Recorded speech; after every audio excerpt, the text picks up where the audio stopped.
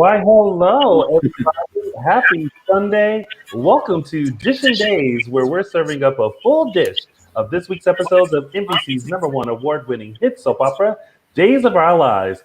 I'm your host, Tony Moore, and I am joined by my gaggle of gals. We have... Hey guys, Justin Lee Hareld in Virginal White, I guess.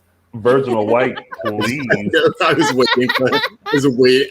As it came out of my mouth, I was like, oh God. Boy, really, when you talk about wishful thinking. And of course, we have... Hi, everybody. I'm Araceli. Thank you for joining us on this Sunday, which is surprisingly cool-ish. Yes. Cool-ish is the word. Yes. Thank you guys so much for joining us. Make sure while you're here that you follow us on all social media platforms. We are Dishin Days Show on Facebook, Dishin Days on Instagram, and _Dishin Days on the Twitter. The @ still doesn't know whether or not they should actually wear their mask. Yes. But you should. And also get vaccinated. Also, if you are listening to us on your favorite podcast station, make sure you take us with us while you're taking a drive down the road or on the treadmill or taking a walk around your neighborhood. You can find us on Apple Podcasts, Spotify, Google Play, and wherever else you find your favorite podcast. Also, make sure you subscribe to our YouTube channel. You're right here, so go ahead, click that subscribe button, click that bell, so that way you know exactly when we're always going live. And of course, my favorite phrase, buy merch! That's right, we have merchandise, so make sure you go to dishindays.threadless.com to get yours today. And coming up later on in our show, we will have Lindsay Arnold, who plays Allie Horton, and Chanel Dupree, played by Raven Bowens, to come on and spill all the tea about all the shenanigans in Salem.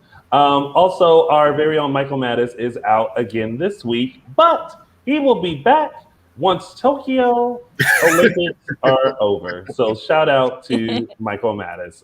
And with that, there will be no caption that today, unfortunately. So, gang, how do we feel about this week's episodes of Days of Our Lives? I really like this week. Not a ton went on in terms of like story progression, but we got a lot of like great cast scenes. We got some really good acting that I was really impressed by, especially the first couple of days, Monday and Tuesday. Yeah, I thought it was a good week. It was shorter, but good. Yeah. Yeah, I agree. They teed us up really well to the point where I'm not gonna be I'm not gonna be. I think it would have been different if they'd set up multiple cliffhangers. Then I think I would have been really upset that I have to wait 2 weeks for multiple cliffhangers, where it was just that a lot went on and it was just like one. So I think they teed it up really nicely. I really thought this week's episodes were really good. I was literally at the edge of my seat the entire time. I felt very like involved and captivated and like wanted to know all the tea, and they definitely gave it to me. So speaking of tea, let's dish it out. It is now time to start Dishin Days. It was very close. It was very close. And now we set it, dun, dun, and forget it. All right, you guys, let's kick things off with our first storyline, the big one. Ben, Ciara, Theo, Abe, Lonnie, Sean, Claire, Allie, Julie, and Chad. Okay. I have a question. Yes. Who wanted the wedding to actually happen? Raise your hand. Exactly. Theo, the one person. But even he started doubting it. Like there was a point where he was just like, that's true. So really maybe only Ciara subconsciously.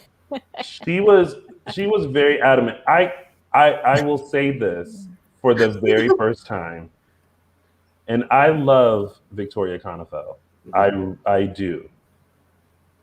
But Ciara was getting on my nerves this week. Yes. Thank you. Yeah, She was getting on my nerves. Yeah. This week. Right, And I was just Zilla, the max. Ugh. like I was literally looking like who this woman? Yeah. What do you guys think? This is. I know we keep doing the whole like poor the universe didn't want the wedding to happen. Nope. I don't know. Part of me feels like the poor Theo. I think he's starting to like, now that he's had enough people sort of confront him about this, he's starting to have his own doubts and about how far Ciara is really pushing them to get married and how swiftly and everything like that. So I really think the wheels are starting to turn for him. Mm-hmm. But like that wedding was so pathetic. I mean, and nobody could come. Yeah, nobody could be there. Nope. Yeah, I mean, come on. Like, at least, like you still have the support. Like, granted, even if you think Ciara's wrong, like, you got to support her. I just thought, like, they sort of. The fact that everyone was dropping every excuse in the book, everyone came up and I was like, come on, guys, like. And then when they showed up at the chapel, which they weren't even in the church, they were in the chapel because they knew attendance was going to be low. And then it was literally Abe and Lonnie, and then it was Belle and Sean. There. Yeah, Belle and Sean. Yeah. Yeah. Come on. Here's the thing. I really felt like, number one, it started off with Claire. Like, Claire was literally trying to talk some sense into her, and Claire was my hero this week. But she also wasn't sugarcoating anything. She wasn't like tap dancing around it. She was just giving it to Ciara as she should. And honey, when she picked up that bouquet and said, "My hero," but rightfully so, because Ciara slapped her, and I was like, "Oh," I said, "Girl, you are doing the most." But Claire was really kind of like, to sum it up, like, you are just doing this to hurt Ben. Like, this makes no sense. Yeah. And then you're going to hurt Theo in the process. And I'm not going to let you do that. And that's why Claire has been my hero this week, because she was doing everything that needed to be done. She was talking a lot of sense about how this is going to hurt Theo in the long run. Yep. And she did not hold back. She wailed on her with that bouquet. And I was just like, finally, somebody did it. I'm sorry. I don't care. I had several friends that got married at this point. Being a bride, now I will give it to Ciara. A lot of people, if you're a bride on your wedding day and everybody is in your face saying you shouldn't do this, of course they're going to have some kind of way about it. But then she went off on Allie, and Allie had just walked in the door, and I was like, you're really being a bitch right now. You deserve to be slapped and had the bouquet thrown in your face and then some. I'm sorry. No, I don't care who the bride is on their wedding day. They're not talking to me like that. Yeah. No. But I feel like deep down inside, though, she knows what she's doing is not right. Definitely. And she keeps forcing it because she doesn't want the memory of Ben. Yeah. Yeah. So I kind of agree. I was just reading John Del Rey's. I kind of agree. Like, let her make this mistake. Like, even if you think it's a huge mistake, this is who she is now. So, like, the fact that, like, everyone keeps drilling it into her, like, you're supposed to be with Ben, like, he's your true love. Like, at some point, you have to let that go, and you have to, like, meet her where she is now. Like, for the time being, however long it takes her to get her memory back, if she gets her memory back, this is who Ciara is now. So the constant, like, getting on her about this, like, I understand the Theo thing, it sort of muddies the water a little bit, but the constant Ben thing is really getting old. And I think she's at her breaking point where it's like, I'm not that same person. Like, you either have to take me as I am now or, like, leave me alone. But so then you elope. That's the thing. If everybody, the logical thing, if she was really being logical about it, the logical thing to do would have been to elope, to say, hey, let nobody here is supporting us. Let's just, you and me, go do the justice of the peace, or let's find like a romantic hilltop somewhere and just get this done on our own because it's just about the two of us. But because it's not just about the two of us, it's that she wants to have it on her a previous anniversary in front of she always feels like she has something to prove. She feels she's using this as like, this is my something to prove, not it's about her and Theo. It's not about her and Theo, and that's why she's being a brat. Yeah. And I think at this point, people is not so much wanting her to remember. It's more so a concern for Theo, because you're going to hurt Theo, and he doesn't deserve that. Like, he's coming from the purest part, and even though you don't remember, and he is a great guy, he's not your guy. And everyone keeps saying, well, what happens when she remembers? Then what are you going to do? You know what I mean? Because then she's going to feel guilty. Yeah. About because she is married to him, and but she's in love with someone else. It's a classic soap story, but it's like, but I think things shifted from like wanting her to remember to wanting her to not make the biggest mistake of her life. Yeah. So I know y'all got more to say about this and that. What y'all doing? It's Sunday. We talking about days. Let's move to the historical. Let's move to the historical perspective on this, because I saw a lot of both sides saying when Larry's name was brought up.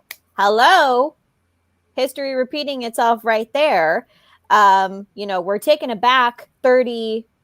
God, it's been more than 30 years. Yeah. We're taking it way, way back.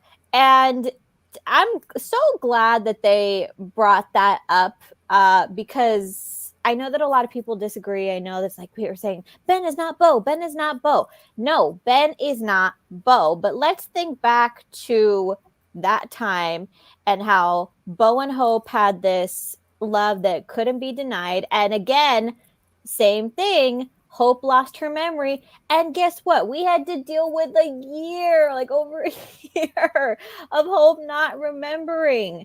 That was insane. You really expect people to wait that amount of time this time around? It's nuts. Yeah. I honestly, I really didn't pay attention to any of the Larry Welch comparisons. I thought that was sort of a reach, other than the fact that she's Bo and Hope's daughter. I don't see any connection to like that triangle back then versus what she's in with Theo now. I just thought that was kind of a reach when people were bringing that up. It was like, has no relation whatsoever to the three people aren't even, outside of Theo and Hope, there's no relation, even character wise, between the three of them. So, but it was that element. Claire brought it up to make the point of that she believes in fate. She believes that they're destined the way Bo and Hope were destined, and it's just an inevitability. And whether or not you believe that, whatever camp you're in, you have to think that whenever Ciara remembers, even if she doesn't, let's just say for the sake of, I'll play devil's advocate here, even though I really don't think this is where it's going to go. Let's just say she remembers tomorrow and she still doesn't go back to Ben. Fine. She's still going to feel some type of way about hurting him, even if she chooses to stay with Theo. That's true. And then does anybody really believe that she would stay with Theo because she 100% loves him and doesn't love Ben? No, it'd be out of guilt. And who benefits from that? Who wants to stay in a marriage out of guilt? Nobody.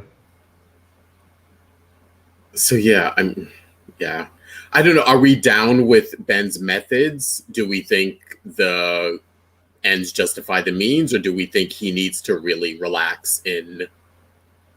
Are you asking if we are on board with the kidnapping? Yeah.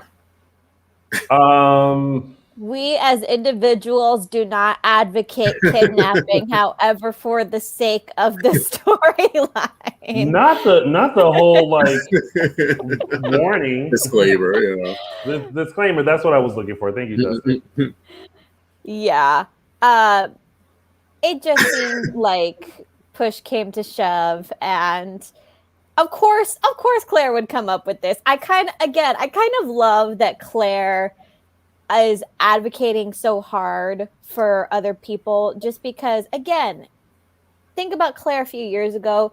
Yeah. It was all about her. Everything, every little thing she did was all in the name of Claire.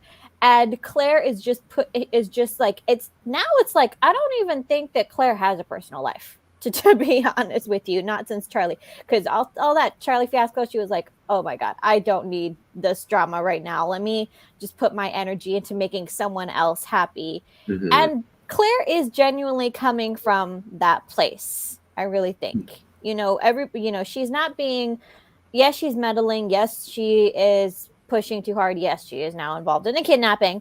But it shows that her heart is really in the right place. I feel like this throughout Days history, and there's 55 years of it. Everyone has always done drastic measures in order to get them to remember or to, love whatever, right? So I think this is a desperate measure for Ben to kidnap Ciara and then take her back to the place that it all started in hopes of her remembering. Yeah. So as it pertains to this couple that we all love and root for, Ben, do what you got to do when you got to do it. Because everybody else was on board too. Claire was like, I'm down. Yeah. Allie. Yeah. Even Allie was like, I'm down. So it's kind of like everyone at this point is like trying to, and I know it's a push, but everyone just wants her to remember something before she makes a mistake. Yeah. No one is, look, her family is not saying that she shouldn't marry Theo if she gets her memory back and if that's her choice to make. If that happens, Abe would be on board. If she genuinely chose Theo once she got all her memories back and she sorted through everything and she still chose Theo, Abe would be on board. But that's not what's going on here. Everybody can see that this is rushed, that this is for the sake of making a point. It has nothing to do with these two people being in love. They're trying to make a point. Yeah. I knew you can always tell when they try to do a fake out. Because I don't know where they got the extra pieces of veil from, but when that veil was so thick coming down. And that was the first thing I thought when the promo aired last week, when we had that preview promo, when they had that half a second shot of the veil. All I thought was that veil is so freaking ugly. And now I love it. There was like, surprise. Did she borrow from Jan? Is that the veil Jan wore when she pretended to be Belle? But where'd she get that dress from? Is another question. Like, where did you get a wedding dress from? Yeah, I didn't know if that was like a callback to something. There are actually pretty cheap wedding dresses that you could get on the fly that actually look like plain dresses. But she had a wedding dress. She did her hair like.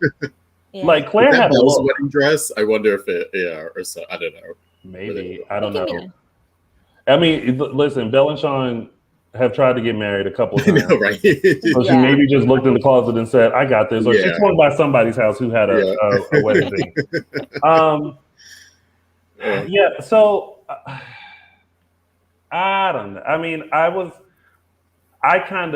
admit, I cheered Ben on like that last scene. When he was like, we're going somewhere else, ma'am. And I'm like, do what you got to do. One thing, but here's the thing though. And I've been seeing this in the chat room. Y'all, the necktie killer. I'll let you take that one. Oh, God. The necktie killer was a storyline, right? Oh, God. Yes, he did what he did, but everything was explained and justified up until this point. We knew that he was mentally unstable. We knew that it was like some trauma happening. He sought out the help of the Dr. Marlena Evans Black. Thank you. Robichaux. And he has since worked that out. What I can't stand is that people are still like, but he's a serial killer. And I'm like, that was a storyline, y'all. Y'all don't still call Jack a rapist. Y'all don't still call Marlena the Salem stalker. Yeah. Like, thank you. All of these were storylines that happened, but in order to turn the character around, they explained why they did what they did. Y'all don't still see Hope as a killer when she was slaying people in the middle of the night. Nighttime Hope, yeah, going to bed at 8:00 and then waking up at 8:15, like going off to try to kill men people. over the head, left, right, and center. Yeah. So it's like y'all, like, stop. Like, yes, it was a storyline where we all were like, Ben is cuckoo for Cocoa Puffs. But he admitted that. Right, but now we know that it was a mental thing. He got help for it. Let's move on. Ben is not the serial killer that he once was. Just like Jack isn't the rapist that he once was. Marlena's not the killer she once was. You know, John is no longer the pawn he once was. Yes. Like, everybody has come full circle. Exactly. And we know why. And I repeat, if Will can forgive this guy, right, we all need to move on. Everybody. Like, it's like, come on. Like, if he was still like walk, like if you every time you saw Ben's apartment, there was a necktie hanging up. Oh, okay. Like, yeah, like they're still establishing him as that. But they're no longer doing that, y'all. So like, calm down.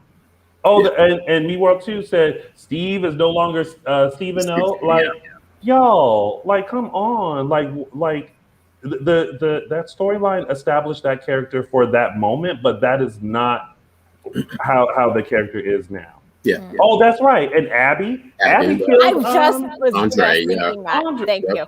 Yeah. So like, yeah.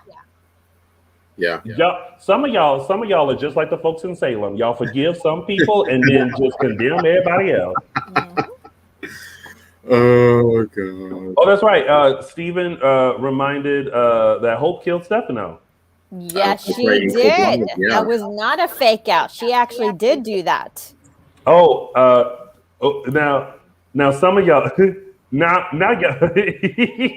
y'all just being shady in the chat room now, because now everybody is pointing out everybody that killed somebody.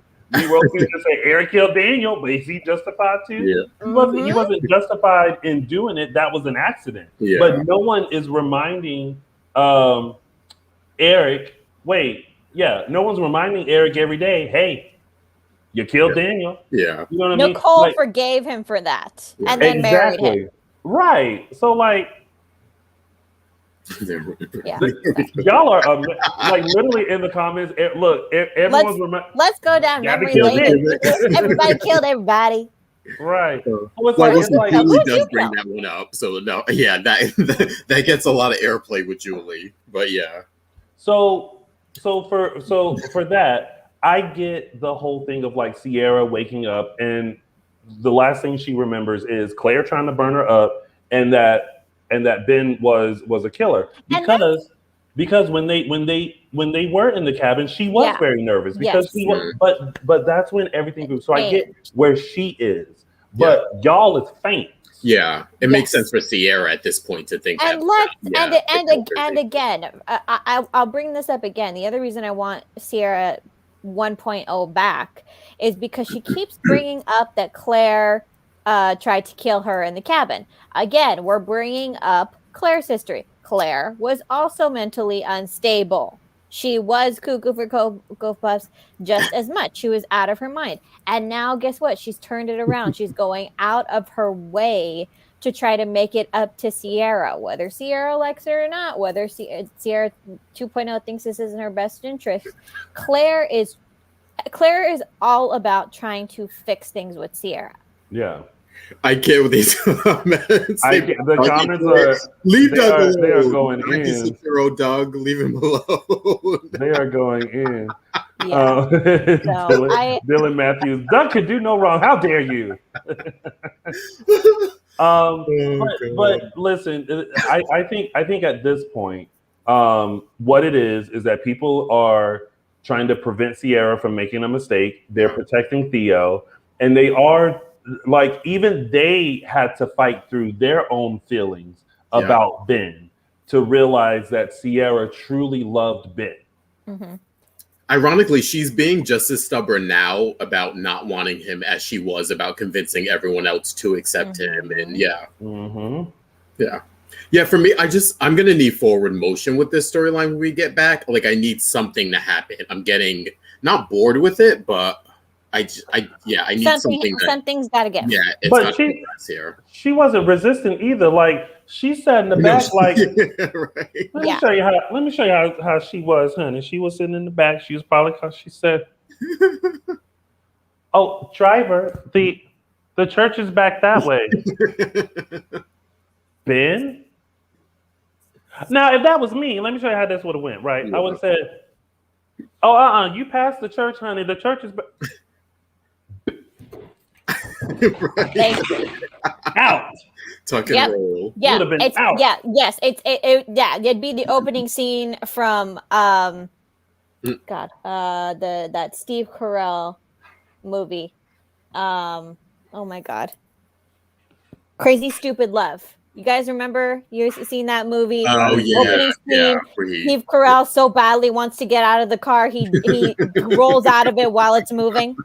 Yes. Yeah, no, I didn't see that. Sorry, my light fell in my in me trying to depict that. Yeah, but that's my point. Is that everybody's? I was seeing a lot of people saying, "Oh my God, of course she doesn't want to marry a serial killer. Of course she doesn't want to be with him." I don't know. I'm just like, guys, are you watching the same show as I am? Because she doesn't look scared. She looks angry and annoyed, but she does not look scared. Yeah, she's not scared. That last scene in the back of the car, she doesn't look scared. She looks pissed off, rightfully so, but she looks annoyed. She doesn't look scared. Everyone is saying that they stole that story from Dorothy and Stan on Golden Girls. I did see that a few places. Yeah, that did. I was like, y'all were way back. Yeah, Dishin Days, the limo scene taken from the Golden Girls. Oh goodness. But that's pretty much that storyline. So they left that with a cliffhanger. We won't know for 2 weeks what happened, which I was like, oh my goodness. So we'll revisit that after the Olympics. All right. Speaking of other major storylines, we've got Nicole, Eric, Sammy, EJ, Lucas, Xander, Philip, Chloe, Brady, Marlena, John, Roman. I mean, it's basically the anniversary thing. Party, yeah.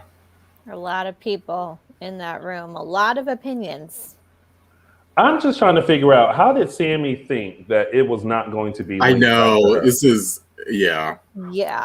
And people were thinking like, oh, Sammy wouldn't do this for this the way because it would hurt Eric. I'm like, and Belle was like, you're kidding, right? Yeah. Who brought my mortal enemy back who almost killed my daughter to make a point. You really think that she wouldn't?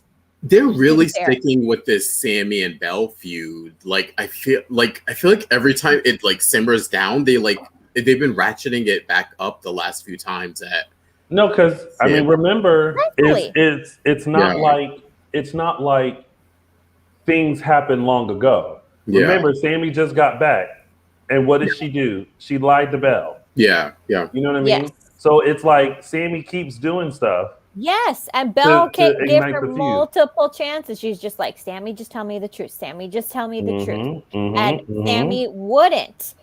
And there was no point to that because Sammy didn't do anything. Yeah. There was no point to that when all was said and done. So I have a question for everyone.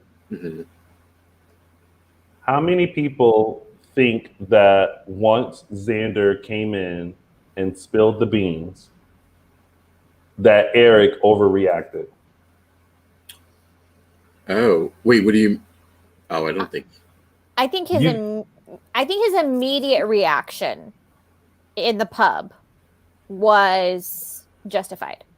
I think him trying to immediately blame Nicole and packing his bag before she got there, that was an overreaction.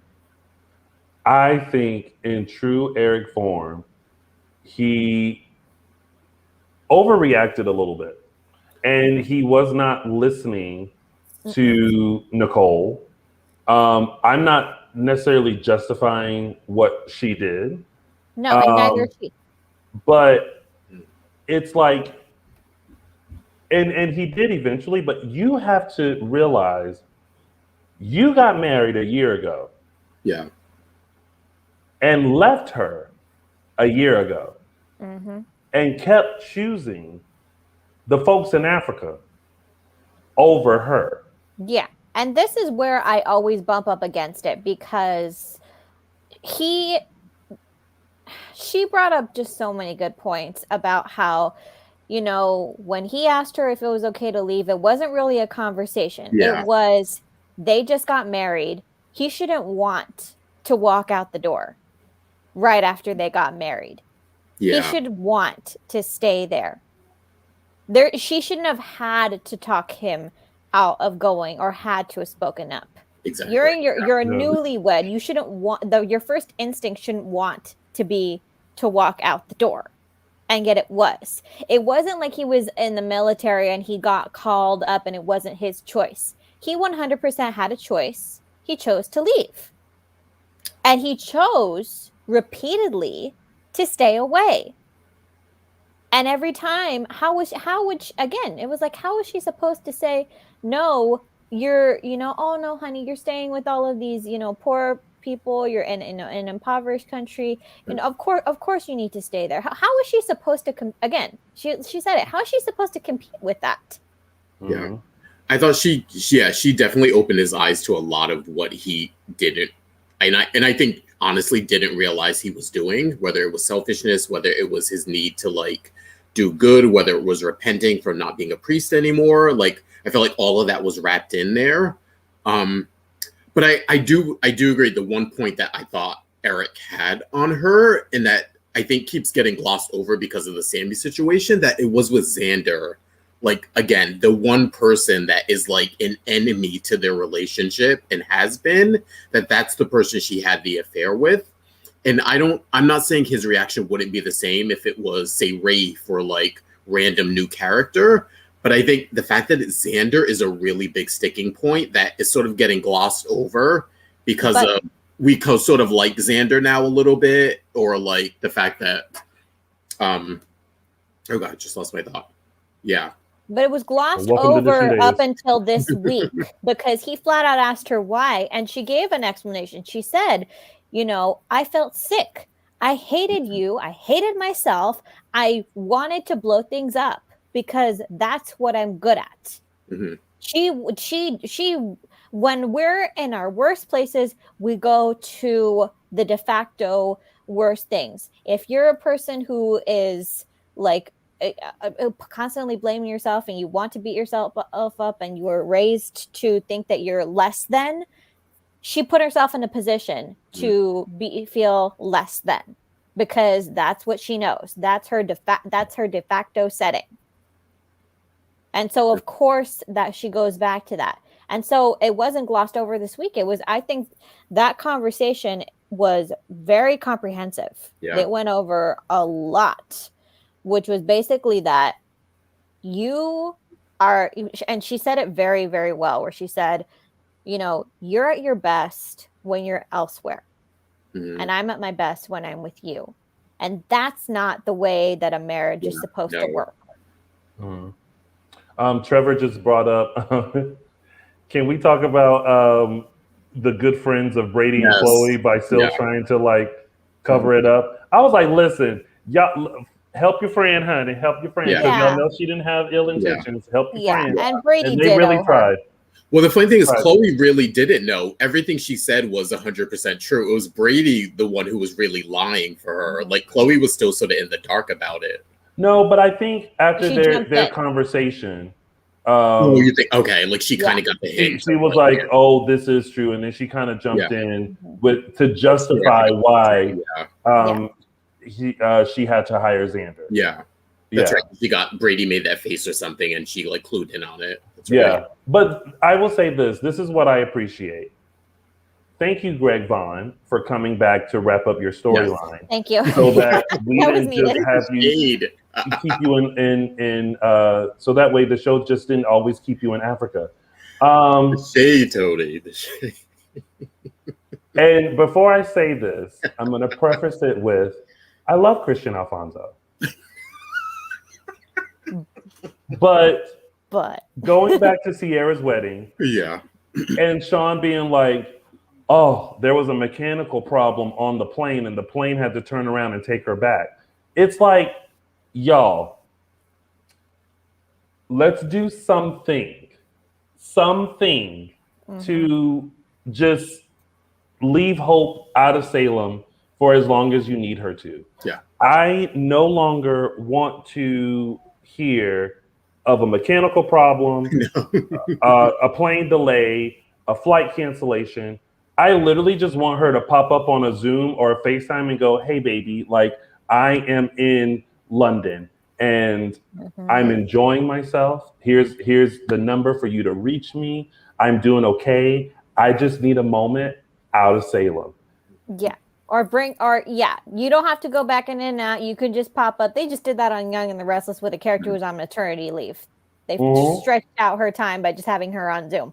Yeah, someone online said she was on the same plane that Eric's been trying to get on for the past year. the same mechanically. Yeah, it's just it's just something, and everyone is always quick to say recast, but y'all are not always open to a recast. So remember that. So I'm okay with shelving a character for a little bit until the show feels comfortable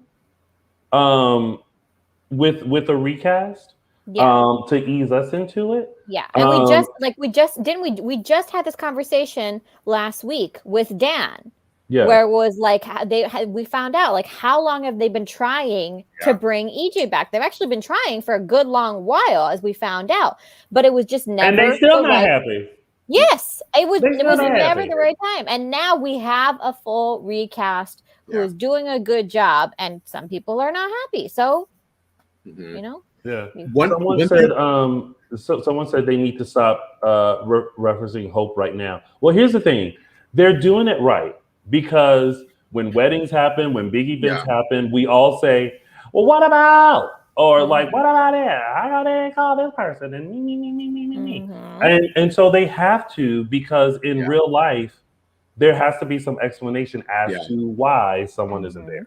Sorry, Justin, go ahead. No, I was going to say, for the whole thing, like, just make her join the ISA and just have her be undercover. Like, whenever she can't get somewhere, be like, Hope's undercover or she's working or something like that. But one thing that surprised me, that was kind of a little bit of a shock to me, was I liked John sort of sticking up for Sammy a bit. That part really impressed me. I thought that he made some good points. Like, he was sort of arguing with Belle. I thought Belle was right on. She was 100% right in what she was saying. But I like that John made the point of, and excluding Sammy's stuff, because I think that stuff clouds what she did. And yes, it does factor into it. But from John's perspective, he's looking at it as Sammy's protecting her brother. And he's like, well, she did expose the fact that Nicole cheated on Eric. And so like, I understand you're mad at her, but this is a good thing. And I thought he made a really good point. And I thought it was interesting that out of everyone, he was the one person to be like, again, putting aside Sammy's own issues with what she's doing, but from an outsider's perspective, for him to look at it and be like, I may not agree with the way she did it, but I'm not mad at her for doing it. Mm-hmm. He should have been. That I call bull on that, because Belle was spot on. It was like there was a million different ways that she could do it that wouldn't have hurt Eric, that wouldn't have humiliated him. Mm-hmm. That was the thing. Her hatred for Nicole is so great that it clouds everything else. She doesn't care if she humiliates her twin brother. Yeah. Just like, oh, he can handle it. It's fine. She'll justify it. Like, this is for his own good. This is for his own good. It doesn't matter how humiliated and upset he is, and that he doesn't get to say goodbye to Holly. That he just walks out the door. The thing is that, see, some people, when they have a plan, right, they think several steps ahead on how whatever it is that you're doing is going to affect. Sammy is always just razor sharp in, this is a problem and I have to get him out of it. And that's all she can see. Yeah. Yeah. And so she didn't think about the effects. But let me tell you, she who without sin cast the first stone. And when Philip gave Nicole the letter that Christy wrote, it was like Christmas in July. I was like, and you know what? I was sitting there like, that's what you get. Yeah.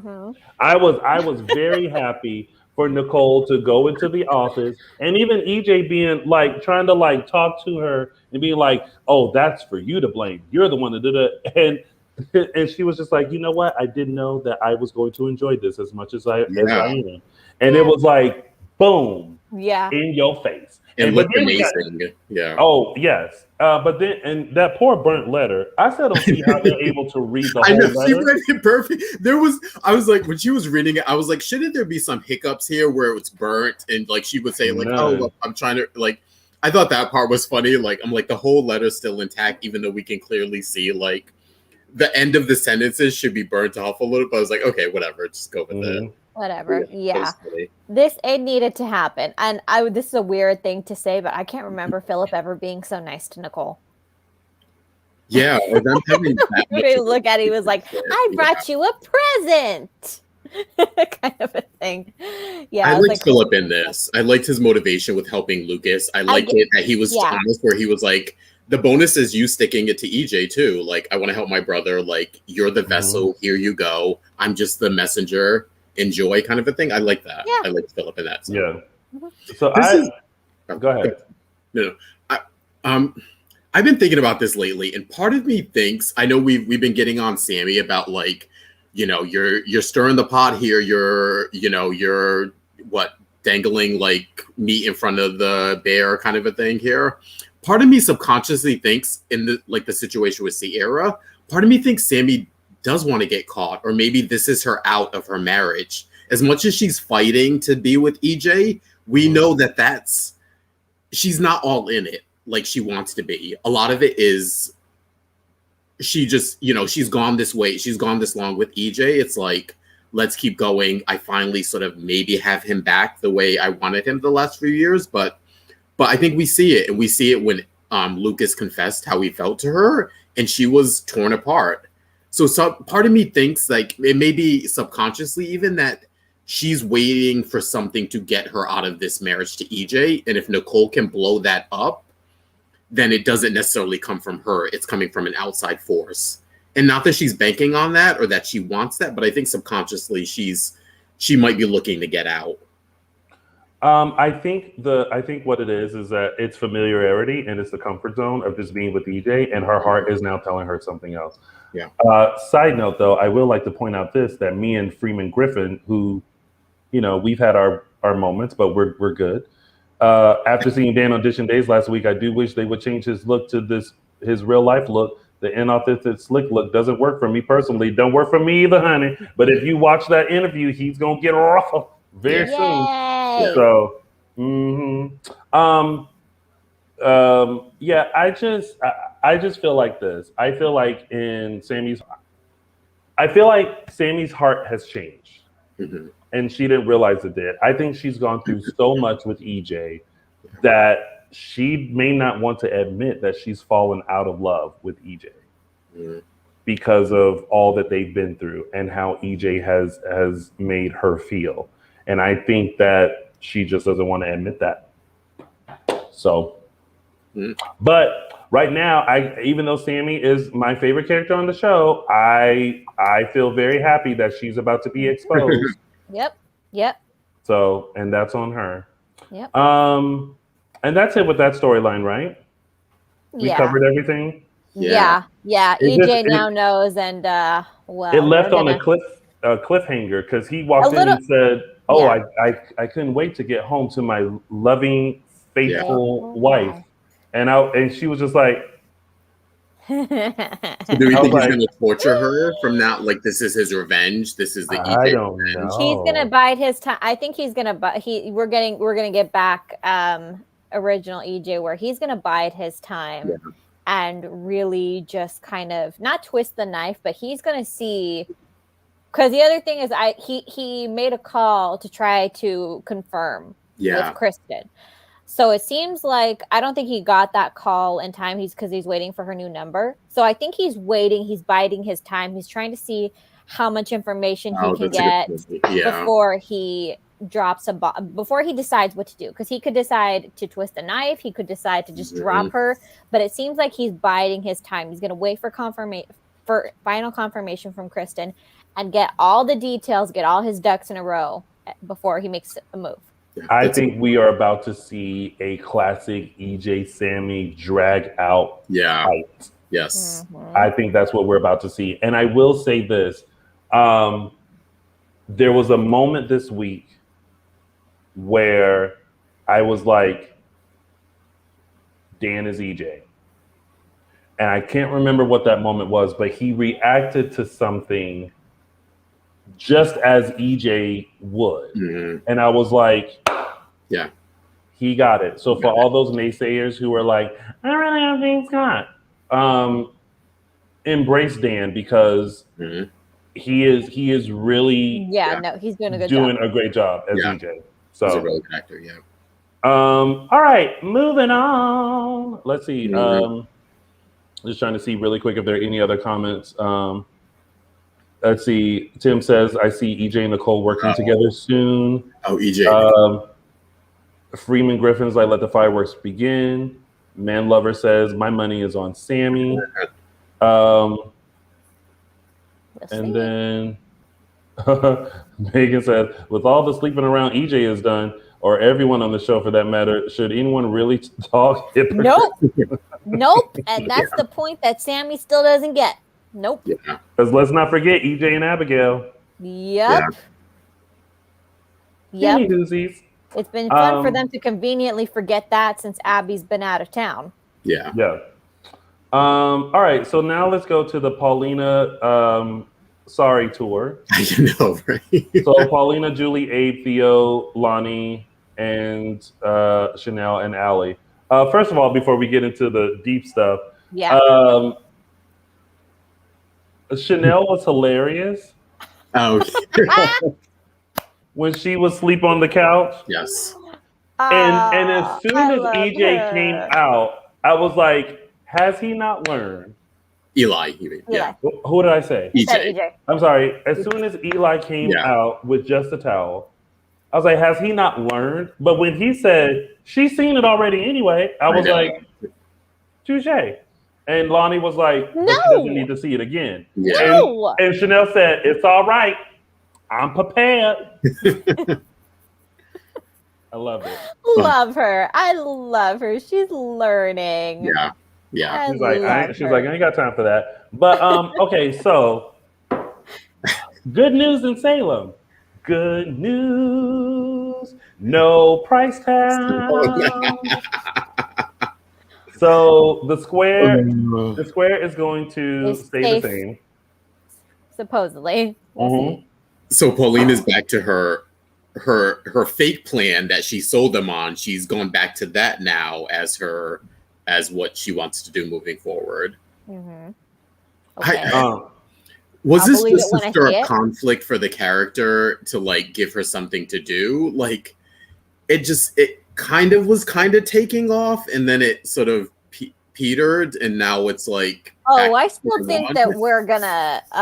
No, I still think that she's got plans. Because don't think that just because she put a stop to this, that she's not going to demand that her 2 cents be taken. Because we saw a little bit of that when she was trying to apologize to Julie, and she immediately went into businesswoman mode. You saw Julie called her on it. She said, you're literally just trying to butter me up again. And she's like, oh, and she caught herself, and she was like, oh yeah, it's force of habit. So don't think that Paulina is not going to be Paulina after this. I predict she's still going to want her say. She's still going to have an opinion because that's who Paulina is. She's not just going to drop the project and say, oh no, you can do whatever you want with this. We're gonna go back to the original plans, and I'm gonna stay out of it. No, I highly doubt that's gonna be the case.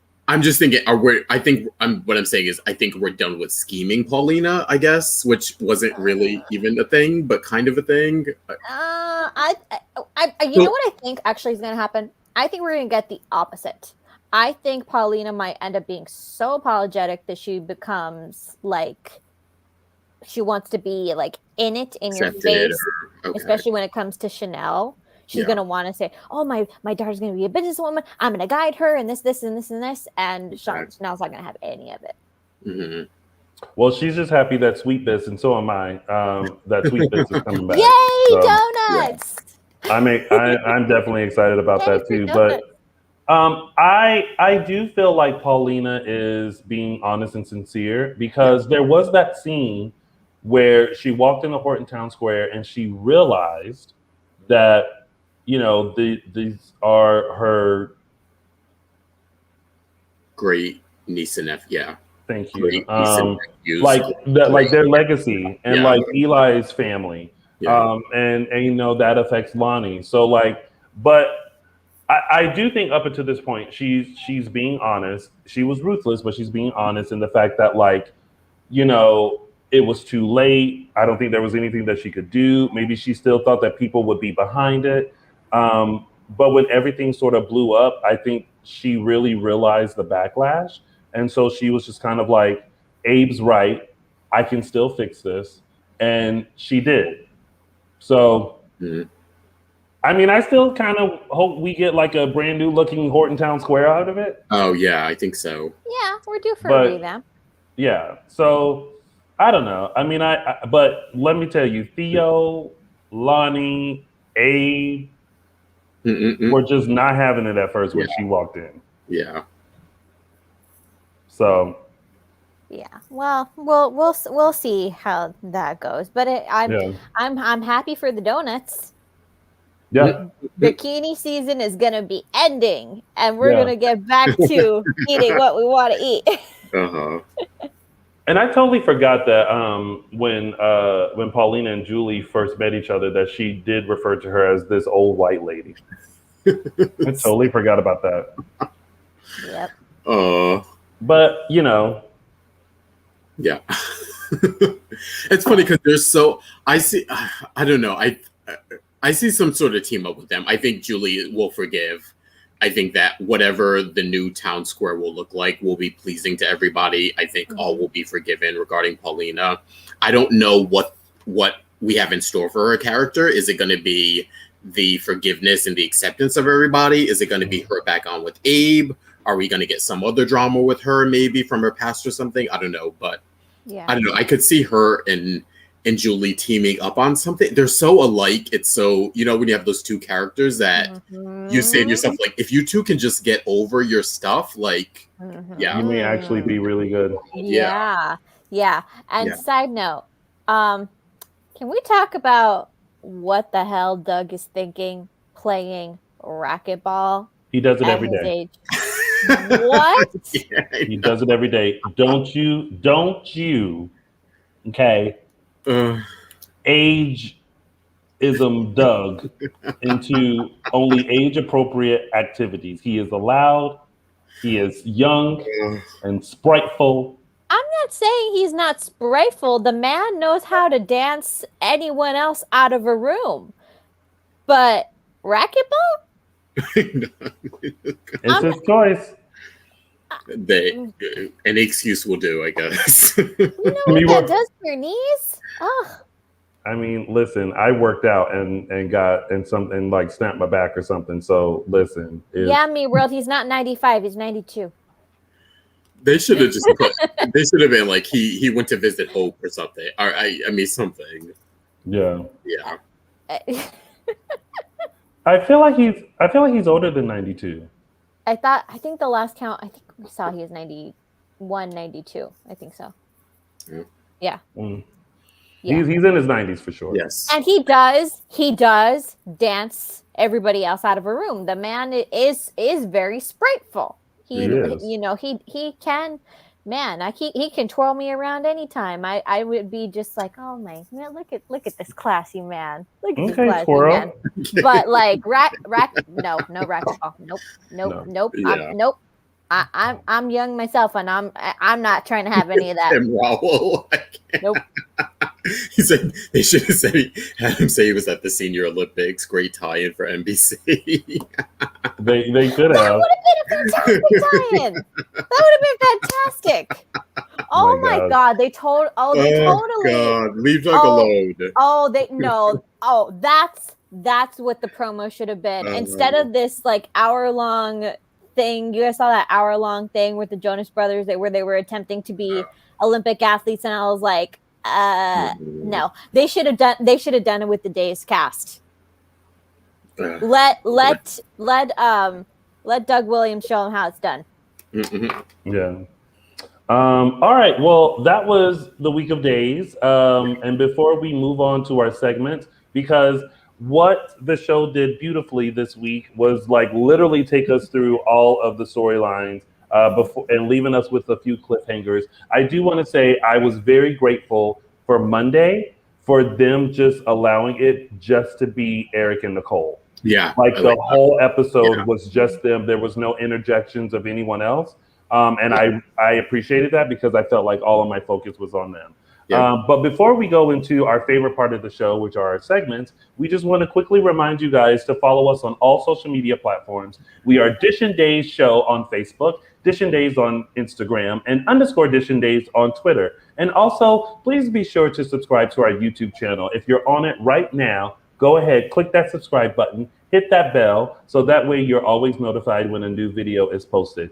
And if you want a Dishin Days shirt, towel, mug, or any sort of merchandise, please head over to dishindays.threadless.com to buy your merchandise today. And also, always feel free to tell us your thoughts. Go ahead and comment below and let us know what you've been thinking about this week's episodes of Days of Our Lives as well.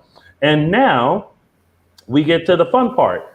It is now time for our favorite part of the show, which are our segments, and we'll start with mine, which is Tony's Official Free Snaps Award. Oh, snap. All right, so listen, y'all, I'm sorry.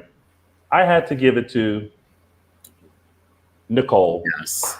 Let me tell you, she was giving performances all week this week. When she let loose and told Eric what has been on her mind, I was living for it. When she was at home, casually having a cocktail, what seemed to be at 10 or 11 a.m.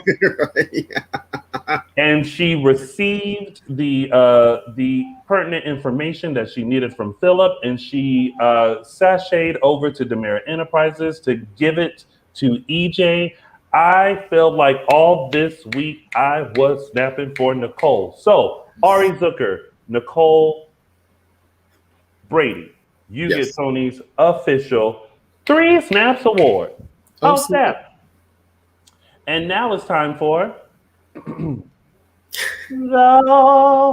Were the Days. Everyone, this week's Those Are the Days, I'm taking you all the way back to July 19th, 2007, where we had the reunion of Miss Anna DiMera and Mr. Tony DiMera, the original Tony DiMera. This was sort of a reboot of the character where we were let in on the fact that the actual real Tony DiMera was stuck on an island for 20-something years, and he was reunited with none other than the love of his life, Anna DiMera. This was also, for those of you who know, who were watching back then, I believe, in the 80s, 20, 30 years before, this was sort of a recreation of a scene that they did in the 80s when they had sort of a jungle scene or whatever. They sort of played on that in 2007 with their reunion here. So yeah, this week's segment taking you back to July 19th, 2007 when Tony and Anna reunited. And everyone, those were the days. And now it's time for It's a Gift. All right. This week's It's a Gift goes to the lovely Raymond Bowers. With the ultimate, I just woke up like this. Because, girl, She was rocking that Nice. eye mask, and I've never seen an eye mask used just so spot on like that. Shout out to Dylan Matthews this week, who went above and beyond. I know he'll probably say, "Oh, it's just something I could do to pass the time." I was like, "He went above and beyond this week." Thank you, Dylan Matthews, for that gift. I also want to shout out on Twitter, Shasha at Osler25. You could see I retweeted that on my page, who did another beautiful gift of Claire giving it back to Ciara in kind. So thank you to all my gift makers. Yes. And that was It's a Gift. There was no caption that this week because Michael Mattis is not with us. So there's no caption that. But guess what? We do have some news and gossip. Yes, starting off with news and gossip, we mentioned this last week, but our friend Jen Lilly, Miss Teresa Donovan, is hosting a virtual game night again tomorrow, Monday, July 26th, 8 p.m. Eastern, 5 p.m. Pacific time, hosted by hosted by, not me. yours, but yes, Tony Moore, our very own Tony Moore. Me. Yes. So you guys listen, Yep. this is very, very important. Jen Lilly works so hard and so tirelessly to ensure that kids in foster care go to school and get the supplies that they need for school. So it is very, very important for you all to donate if you can. She has, so many prizes that she's given, like weekly prizes that she's given away. And this is another great way to come on and contribute as well. You see a fun game night with a lot of people, your favorites from the Hallmark Channel, including Jen Lilly, and then I'm hosting. So you guys, please go to www.christmasisnotcanceled.com. Again, that's christmasisnotcanceled.com. And if you use the code Tony10, you get $10 off of your ticket. So please don't hesitate. Go get your ticket today. Go get your ticket today. Help the foster kids today. Yay. Yeah, it's a beautiful, beautiful charity. Okay. Sorry, Justin. No. I'm glad you did hand it over to you since you have, first-hand knowledge of it. Next up, we have a big double congratulations to our very own Mike Manning. We mentioned this, that this came in at the end of last week's show, but we want to make sure we properly congratulate him. He won an Emmy for Outstanding Supporting Actor for his role on The Bay. And in his acceptance speech, he also sort of revealed he got married somewhat recently, I believe. So he made that, he sort of used that time to sort of acknowledge his husband, his new husband. And so, we have very, very, very big congratulations to Mike Manning for his Emmy win. I believe he has 2 of them now. He has an Emmy, a previous Emmy, I believe, for producing as well. So, Did they just get married? He said they got married recently. Yeah. But his husband is not in the public eye, so he doesn't try to advertise too much of that, but he did want to acknowledge that his marriage. Good for him. Yeah. You know, we think, I love it. You know, we think Mike Manning is cute. Now, that's a cute little boy right there. He is cute. Big congrats, Mike. Moving on to not so great news, Mr. Freddie Smith, our very own Sonny Kyriakis. Again, for those of you who know, he has a podcast he does with his lovely wife, Alyssa, called The Freddie and Alyssa Show. This week, they tackled or sort of brought up the question of, is Freddie coming back as Sonny? Where he, Mr. Freddie Smith, let us definitively know that he will not be coming back as Sonny Kyriakis. He has said goodbye to the role. He explained that he did some soul searching recently through the pandemic, and him and his wife recently moved to Florida to sort of put down some roots. And so at this time, he let us know that he has no further plans to continue as Sonny. If asked in the future, I don't know. Fingers crossed that changes. I know. I was shocked. Yeah, I was like that too. And I was a little devastated because I'm like, no, not Freddie Smith. I get it. Yeah. But I'm also kind of like, no, are you sure? Like, recheck your soul again. Ask your soul. I know.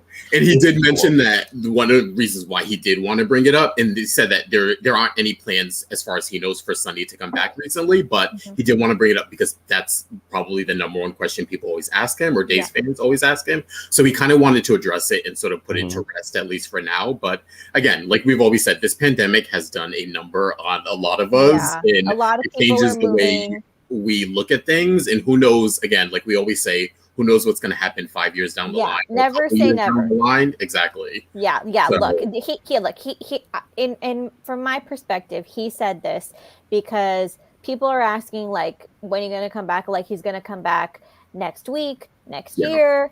And it gets I can understand why he said this, because it gets tiring having to say, look, this is not the place that I am in my life right now, and as far as I know, the show has no plans to bring me back eminently. And we are, unfortunately, in a soap world where we're kind of going on a year-by-year basis as far as renewals. Thankfully, Days has been renewed for 2 years, so we've got a good timeline going. But it's like, please stop asking me questions that I, can, if at least a few years down the line, say no to. But again, this is a soap world where we can never say never. John, we had George on a couple of weeks ago, who played Orpheus in the 80s. And, who would have thought that he would have been brought back all those years later? So this to me is a never say never, but for now, adieu. Yeah, so we wish Freddie all success on all his future endeavors, and we'll be watching, of course, and are big fans and big supporters of his.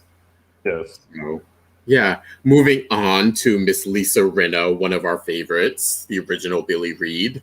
She did a recent podcast with People Magazine, in which she revealed, I think someone had asked her if she had, or if she had dated a co-star or something, and she sort of revealed that back in the early 90s, before she was married and met Harry Hamlin, her husband of 20-something years, that she had a couple of one-night stands with Patrick Muldoon, who played her brother, the original Austin Reed, on the show. And I have to say, as much as this was like, oh, really? Like, it didn't shock me. It didn't shock me. Again, the early 90s, two beautiful young actors who are playing these really close siblings. Like, it didn't surprise me that something happened between them. And she sort of stressed that it was they had a couple one-night stands. It was fun, but they didn't date each other. It wasn't a relationship. Oh my God. And as far as I know, they're still on good terms, and they've acted with each other as far as maybe 6 or 7 years ago, they both came back to reprise the roles. And that's the last time I think we had Patrick in the role. So yeah. So I mean, listen, they had on-screen chemistry as siblings, and some of that transferred over into real life. And yeah, they had a good time as young actors.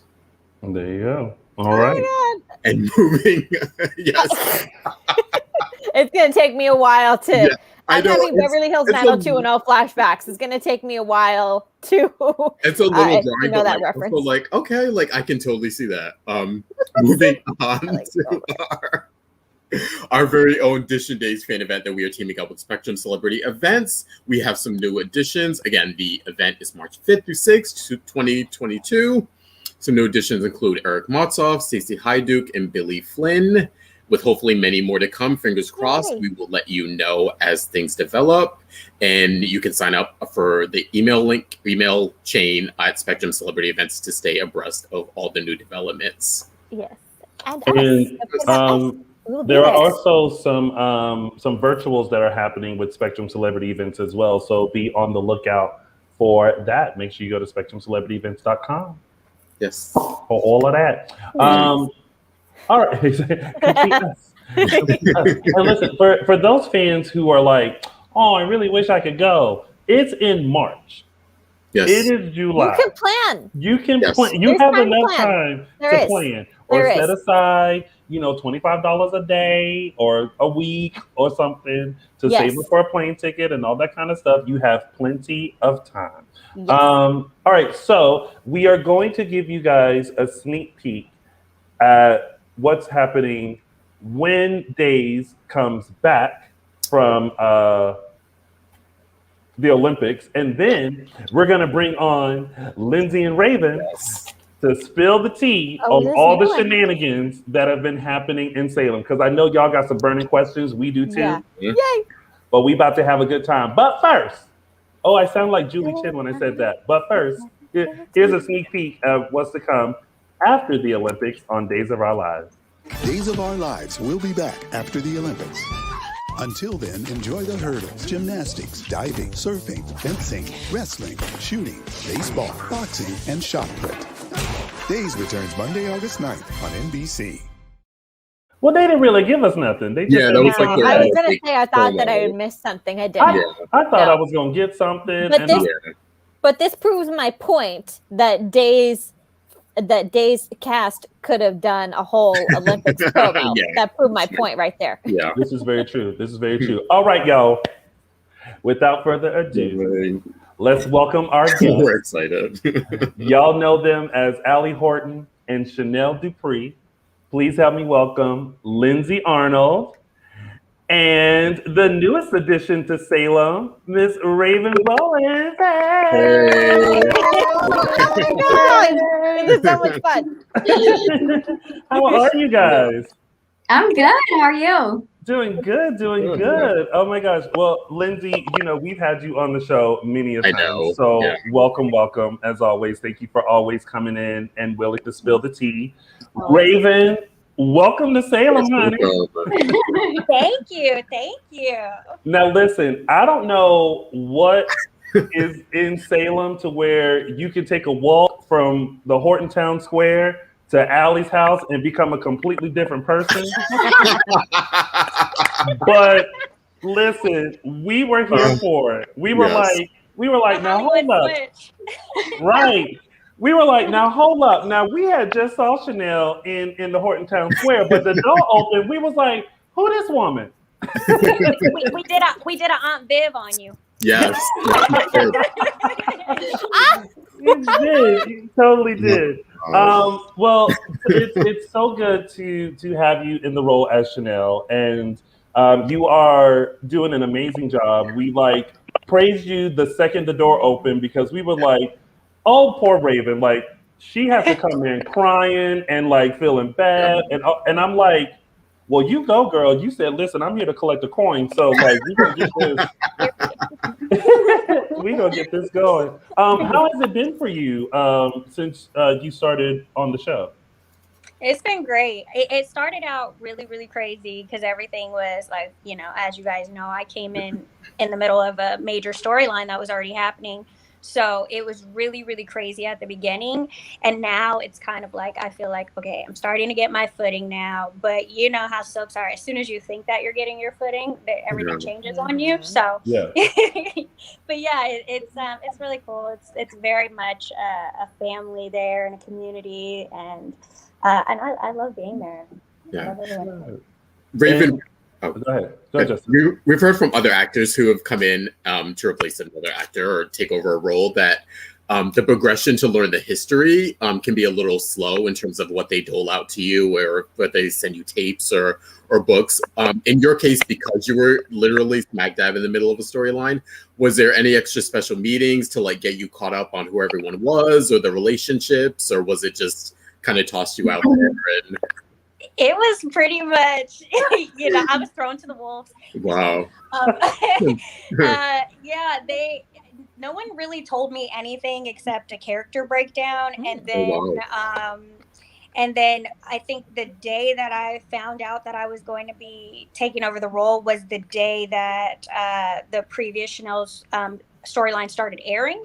And so I just started watching and I'm like, okay, so I can see who she is, I can see what's going on, I can see where I'm gonna pick up. But even then it's a lot had happened by the time I come in to work. I think the way it's written, you kind of figure out what's going on through the writing, and then as soon as we finally got a chance to talk, Lindsay and I and Lucas and I, they would say, okay, so this is what's going on with us. And so they would tell me what was going on. Lamone, he was like, okay, this is our storyline. So it was just and all this is over FaceTime because we weren't able to rehearse lines in person. So we're on FaceTime and they're just telling me what's going on. I'm like, okay, cool. Yeah. Got it. Nice. Nice. And Lindsay, how was it for you?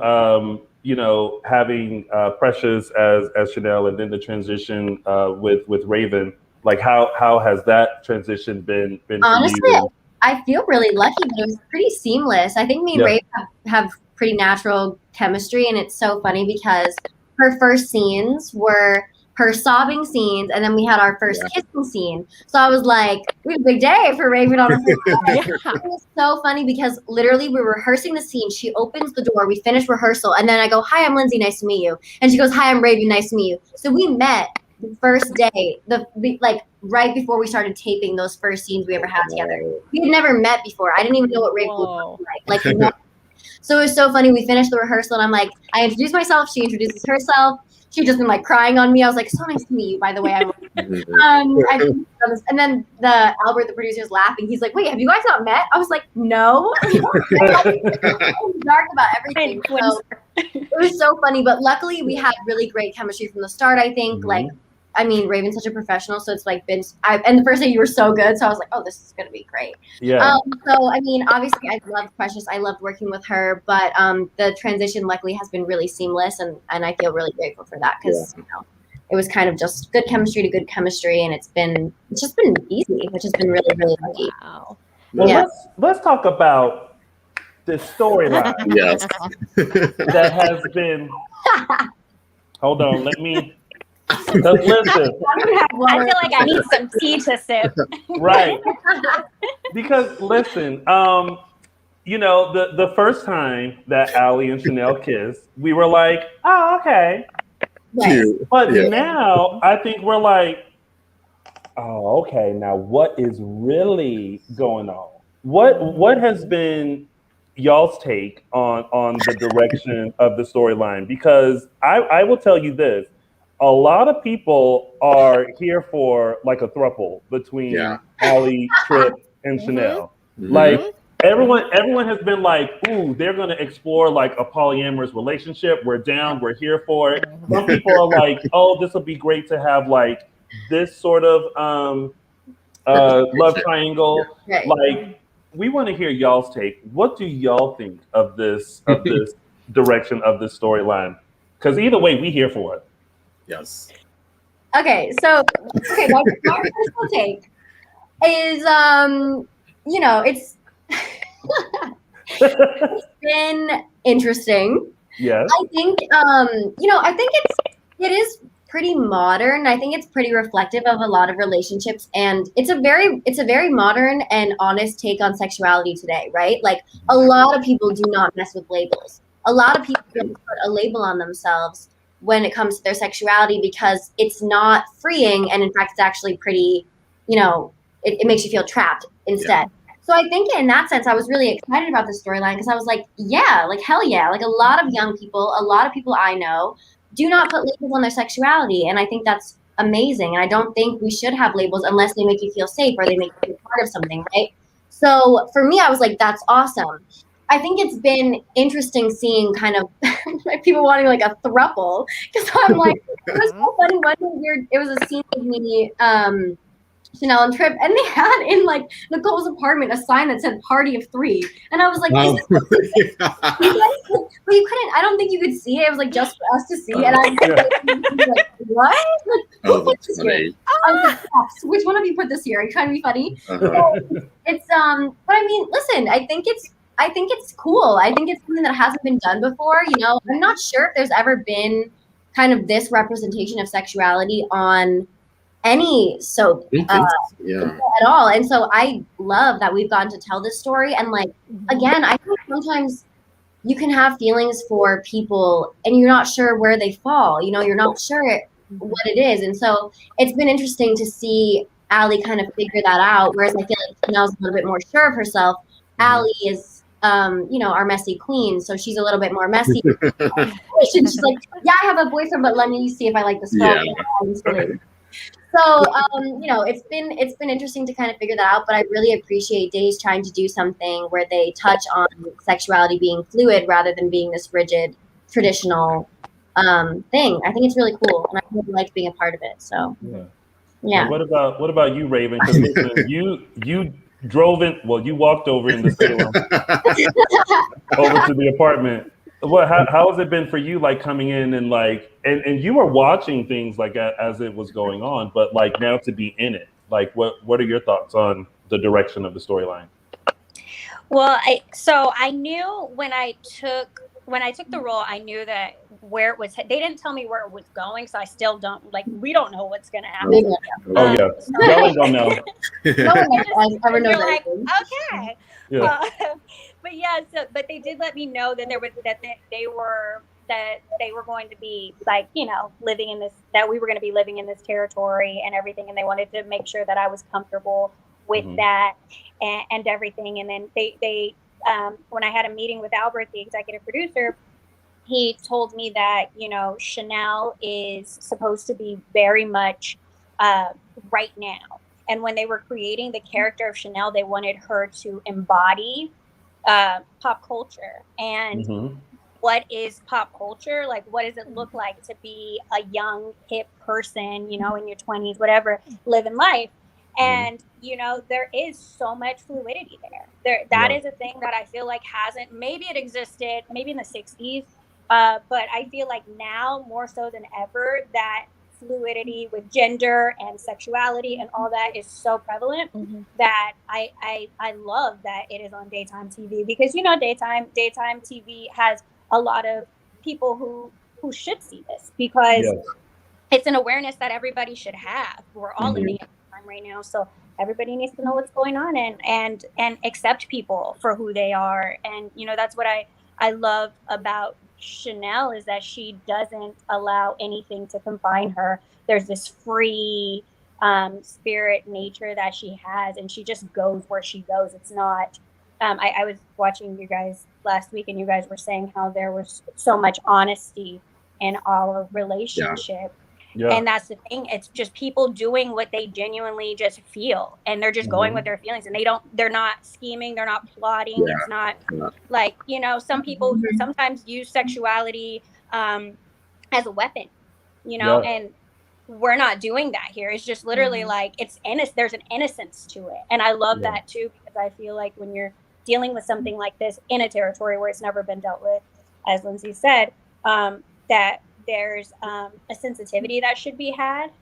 And so I feel like in keeping that innocence to it, it's honoring that.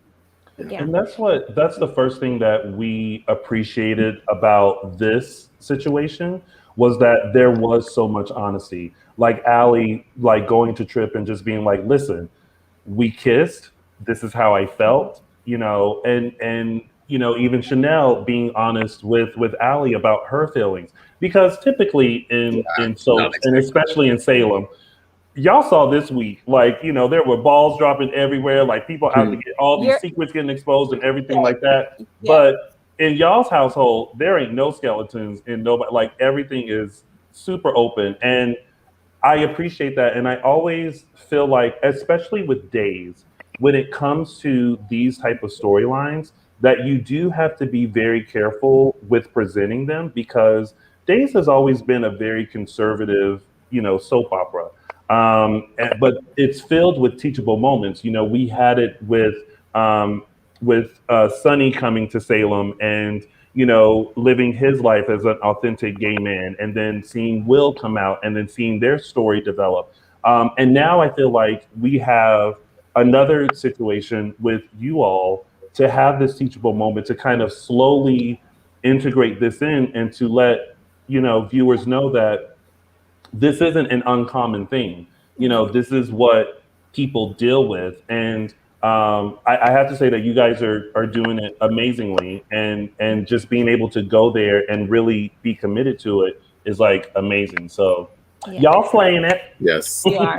Yes. And I want to bring up the point that you guys are not just playing your characters authentically in their personal lives. One of the things I really love about this Sweet Bit storyline in particular, it seems like you are two young women really representing what it is to be in your 20s, where you're not sure where you are professionally, where you're into, because Chanel and Allie are in two actually very different places in their lives, where Allie is a mom and she's trying to represent for being a young mother, and Chanel has never had a care in the world, and she's trying to do something now for the first time, be responsible and be like, this is what I want. This is not just a passion project for me. This could be a potential career. So how do you guys feel about like where they are in their, like, they're trying to be in their professionals, as professional as you can be as a young woman in your 20s? Yeah. I mean, when I saw the storyline about us doing Sweet Bits, I loved that because I was like, yes, women-owned business. Yeah. I loved that entire story. I was so happy when I saw that because obviously Allie there hasn't been a ton of conversation about Allie's, even her schooling, right? Like she went to university, but never been really made clear what she went to university for. And when she was there, she was just partying a ton. And you know, she had a baby. And so I think— And Allie ain't got no job. Allie has no job. Allie no Chanel got no job.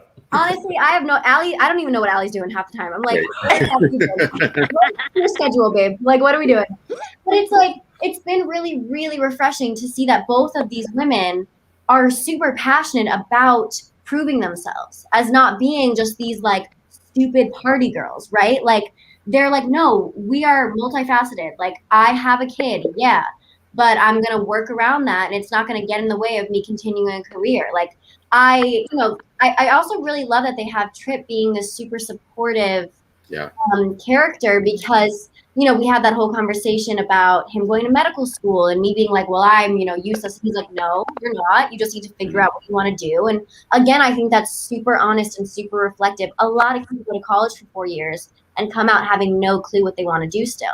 Because it's a time of finding yourself, and that doesn't always necessarily mean that you're finding out what you want to do for the rest of your life. You're just finding out things about yourself. Maybe you try something, you don't like it. So I really like that we've kind of like organically come up with this idea to start a bakery, and it's just coming to fruition in a really natural way. And I think it's been really, I just love it. And I love that we're not sitting around just talking about boys or talking about girls. We're talking about whatever. We're doing a bunch of stuff. And I think that's really refreshing because, you know, you don't always get that in TV shows and you don't always get that in representing women. And I think it's been really great. And I'm really happy about it. Yeah. What about you, Raven? Yeah. I'd say that, you know, I don't know how many businesses I've started or wanted to start myself. So there is some real life, you know, authenticity there, as you said, Araceli. But so I love being able to do that on screen. And exactly what Lindsay said, you know, a lot of times female characters are the support. They're supporting someone else in their dreams. So it's dope to be able to play these women with these dreams and they're making it happen, especially when, you know, at the end of the day, like, they probably don't really have to, because both of them come from something. They come from, and maybe, like, yeah, I was cut off, but come on.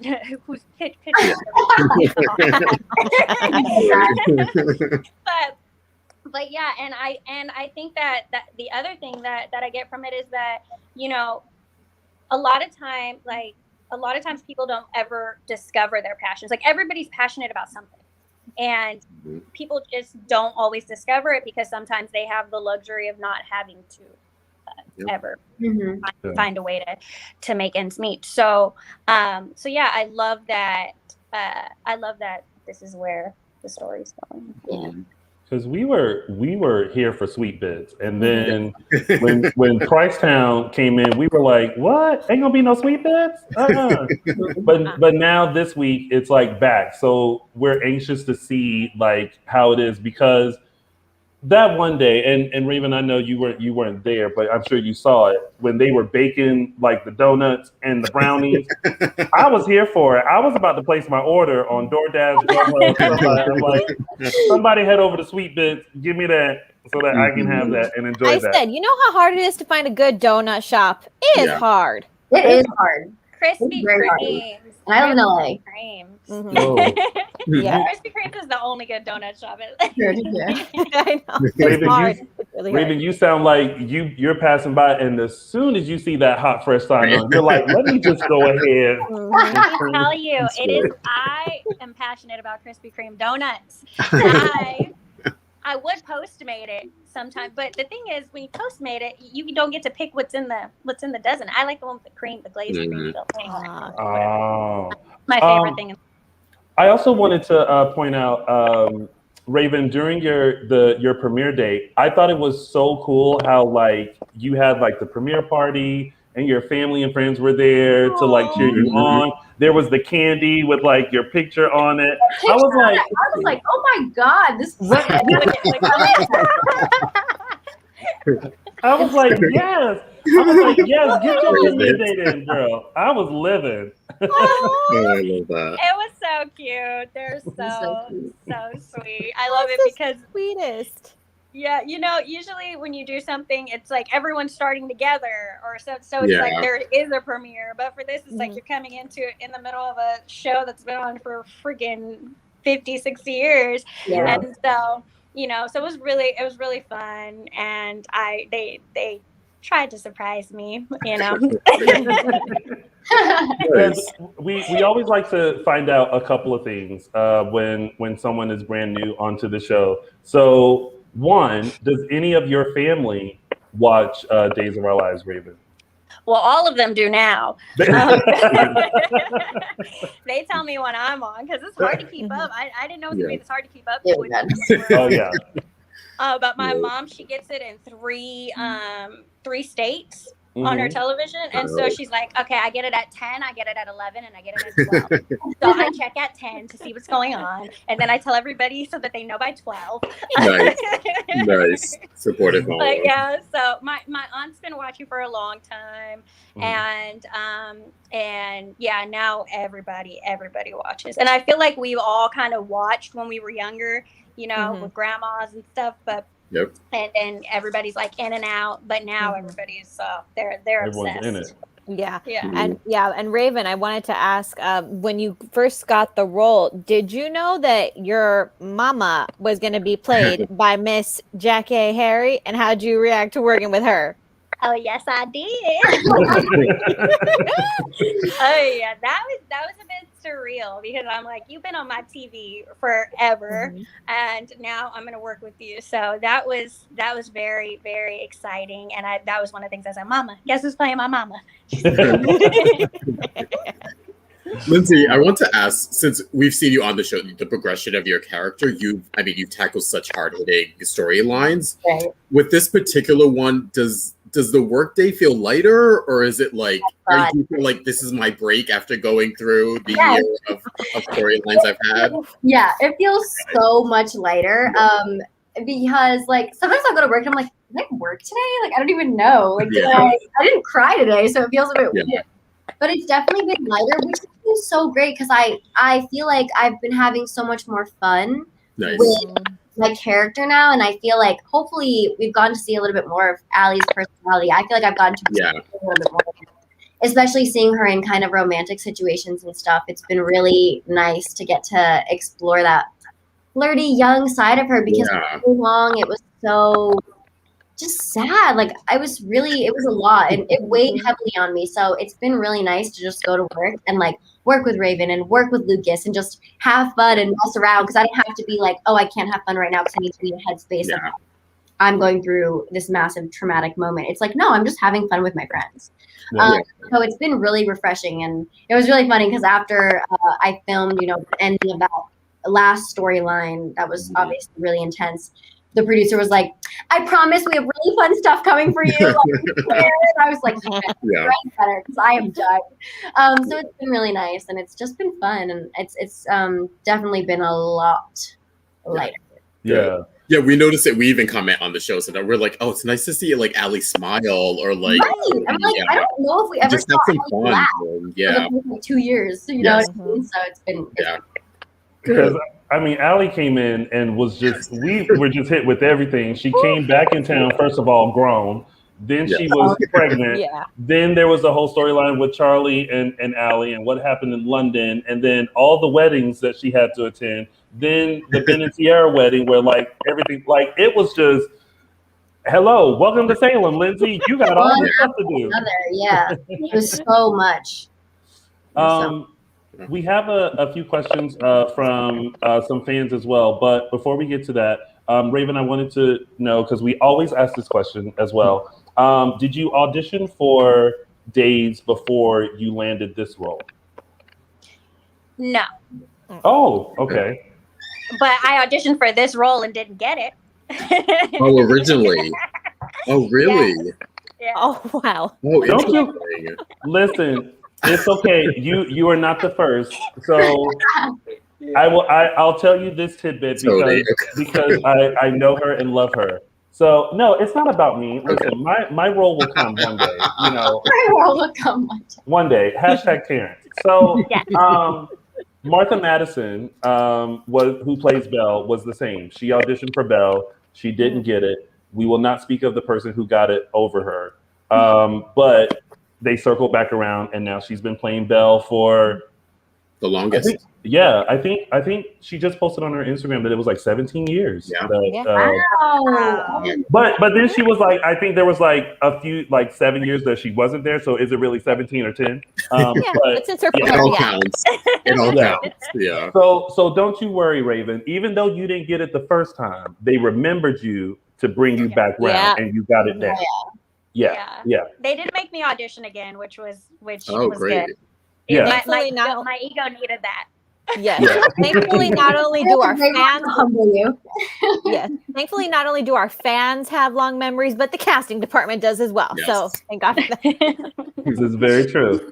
So a few questions. We'll start with this one from Freeman Griffin, who wants to know: will there be more dancing for Trip, Allie, and Chanel? Hopefully not. I'm ready. Yeah. Griffin is like, okay, I don't know. Raven, no, there's no music. There's no music. So, like, I don't think you guys understand. Yeah. First of all, I'm only like, I'll be like, I'm a good dancer when I'm drunk and it's dark. And I'm like, I'm killing it right now. I'm the best dancer you've ever seen. Ciara, step aside. I'm literally ready to run. When you're under the studio lights, and it's a bunch of people looking at you with cameras on you. Oh my God, that scene! I was like laughing really hard during that because Lucas had to do that awkward dance move, and when he pulled that out during rehearsal, I actually like peed laughing. I was like, so during rehearsal, they were playing like some good song, whatever, and then when you're actually filming it, there's no music, and I was like, I already struggle with having rhythm, and now I have to have rhythm to silence. Literally to nothing. It was so horrible, and we finished it, and I was like, I'm going to my dressing room, and I'm never. And I actually don't want any of you to look at me. So if you look at me for the rest of the day, we're not allowed to. It was horrible. So the answer is no. I'm gonna make a TikTok of me doing Trip's his little next side by side with him. It was so cute. But but he was allowed to dance awkwardly during that. I was supposed to be like, actually good. God. So hopefully there's not, unless they let us play, unless it's like a silent disco and I have music in my headphones or something. What's that thing called where people just bust out and they just know a routine? What is that called? Flash mob. Yeah, no, hopefully not. Oh God. I can't. Well, listen, I'm here for the dancing. So, like, listen, give us a cute 5, 6, 7, 8. Like, I was here for it. I was like, I don't know how many people dance while they're waiting for brownies to cook. Right. Like, usually what I'm doing is, the leftover that couldn't fit into the, like, I'm just like, you could do both. You could do both at the same time. Look. Yeah. I have to admit, I do that, but it's usually at Christmas, and all I want for Christmas is you is playing. So anybody can dance to that. Right. This is true. Right. This is true. Mary Ann wants to know what type of acting had you all done before you landed on Days? Can I go right? Okay. For me, I do a lot of I'm a part of a theater company, so I've done a lot of stage plays. Last year I did The Motherfucker with a Hat. And I've done like some Shakespeare stuff, some Much Ado About Nothing, and yeah, so some theater like that. And then I've done some TV, like Insecure. Last year I did a guest star on All Rise, which is more dramatic. Insecure is more funny comedy. So kind of just, and then I used to be on a show called Mr. Student Body President, which was like a high school version of, it was like a high school kind of, what is the word? Not spoof, but parody. Yeah, parody, like a high school parody of The West Wing. So it was a high school that was supposed to be like, we were the political department and we were outrageous. So yeah. What about you, Lindsay? I did theater throughout high school, and then I was living in New York before I moved out here, so there's a lot of like crime shows that shoot there. So I was doing a lot of like SVU, or like I was on Blind Spot, or just kind of, like little things like that. I did a lot of that, and little, like, I had mainly just like little parts. There wasn't anything crazy. But yeah, I had theater training, so I feel like that's kind of where I started. Raven, everyone in the chat room is saying that you remind them of Lark Voorhees from Saved by the Bell. Do you get that a lot? Used to be on Days. Who was on Days as Wendy? Yeah. I know. Yeah. I know. Yep. Yes, I have heard that your whole life, entire life. So it's funny. Like, I'm sick of it. Yeah. Too, which is funny. Oh my God, that's crazy. Wow. Yeah, but yeah, I get that all the time, and it's funny when people ask me if I'm her. I'm like, really, guys? You know, people grow up.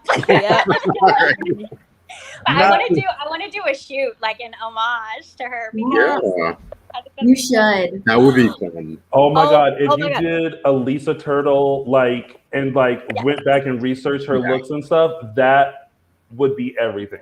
Yeah. Oh my God, I'm dating myself here, but 90s themed birthday party. I'm gonna go for it right now. Oh yeah. Yes. Which sounds really bad because I was born in the 90s, but I'm still really dating myself here. But... Yeah, John Del Rey is saying Tandy Newton too. I can see that. Tandy. Oh, yeah. I can see Tandy, Wait, Araceli, you were born in the... I'm not even going to talk about you right now. I'm not even going to... Just know that I'm very happy that Black don't crack. And like, he has not cracked yet. So we're still good. Let's see. We have some more questions. Lindsay, I think we covered this maybe one of the last times that you were on the show, but people still would like to know.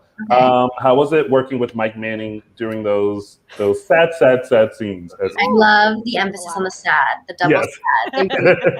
I mean, I feel like maybe I haven't talked about this much. I just talk about it on set so much. I'm like, Mike Manning is one of my favorite people. He's so nice, and it's so cute because I've had probably the most like physical, maybe Lucas a little bit too, but like physical scenes with him. And obviously during, the scenes that we had to do was a little bit more intense, and we would do it. And then as soon as we break, he'd be like, are you okay? Is everything okay? Like, need anything? Like, he was so sweet and always made sure that I was okay. Always made sure that he was available to me whenever I wanted to talk about things, if I ever needed to. And Mike he always brings it. I mean, he really does. He brings an energy that you need to match, which is so rewarding as an actor when you work with someone who is bringing you that energy. And he's always just ready to go. So I loved working with him, even though those scenes were not the most fun. It's actually funny because we had those scenes where I had the gun on him. I was emotional in, but up until, the moment we had to start filming, we were like joking around and we were talking about something like Myers hand soap in his fake apartment. I was like, kind of bougie, like with your Myers hand soap. I was like, what kind of, where's Mike getting? No, not Mike. What was his name? Charlie. Where's Charlie getting the coin to get this Myers? I was like, why is your apartment like sexy? Like, it was a really nice apartment. It really was. Yeah. Right? I was like, design killed this. Like, this is a gorgeous apartment. I was like taking flicks for inspiration for my own. So we were like messing around about that, and then I was like, all right, hold on, let me get the gun, let's do the whole thing. So it's kind of it's so funny with him because it's always a mixture of that intensity like right away, and that, but it's also at the same time he's just such a lovely person, so it's so nice to work with him. I feel like we were very thankful that it wasn't Allie that shot Charlie, because that could have been such an easy route to go. Right, and also it's so not in it. I feel like it's just so not in her character. Maybe because it's also me playing her, right? And I have like this soft voice and like I can't hold a gun for the life of me. So I'm like, did we really think Allie was gonna do it, guys? Like literally, I'd be doing it, and I was like shaking because the gun was too heavy for me. Listen, you were on the list though, because we had a whole segment called "Who Done Shot Charlie," and so we would the always board and everything. Oh yeah, we always went to the board here, and we always tried to figure out who done shot Charlie. And right. I mean, listen, Allie definitely had the most motive. Like that guy sucks. But no, I don't think she had it in her to do it. So I will say that there are a lot of questions about upcoming people that I'm not going to ask you guys. Right. So I want to just like let fans know I see your questions, but I'm also not trying to get anybody fired. And we are not. Come on now. We can't be talking about stuff, even though we know like who's coming up on the show. We still like to keep things a surprise around here. So, but someone had a really good question that I am trying to find, and it was pertaining to the moms on the show. And I want to say it was maybe, who do you all think is the best mother, Sammy, Ava, or Paulina? Damn. The fans. Y'all really trying to get these girls in trouble. Yeah.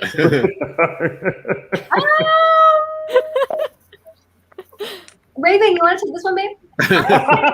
You know what? I'm gonna say Paulina. Honestly, yeah. Because everything that she does, she's doing it because she loves, she loves me and her daughter.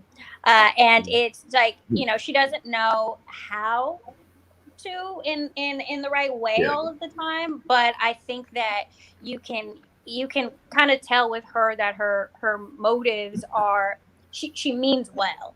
I think she means well, and she's very driven. She's been very driven to provide, her whole entire life, because that's how she views love. And everybody loves how they wish they were loved, or whatever the case may be. So, that I don't think that was necessarily what Chanel needed. But I also don't think that she knew any better, but I don't think that it was evil. Yeah. There was that really lovely scene too that me and Precious had with Jackie when it was all of us and Abe, I believe, and we were sitting talking about pronouns. It was after she found out. And it was just really it was obviously like a very informative scene, but at the same time there was like this really genuine, like Paulina just wanted to understand.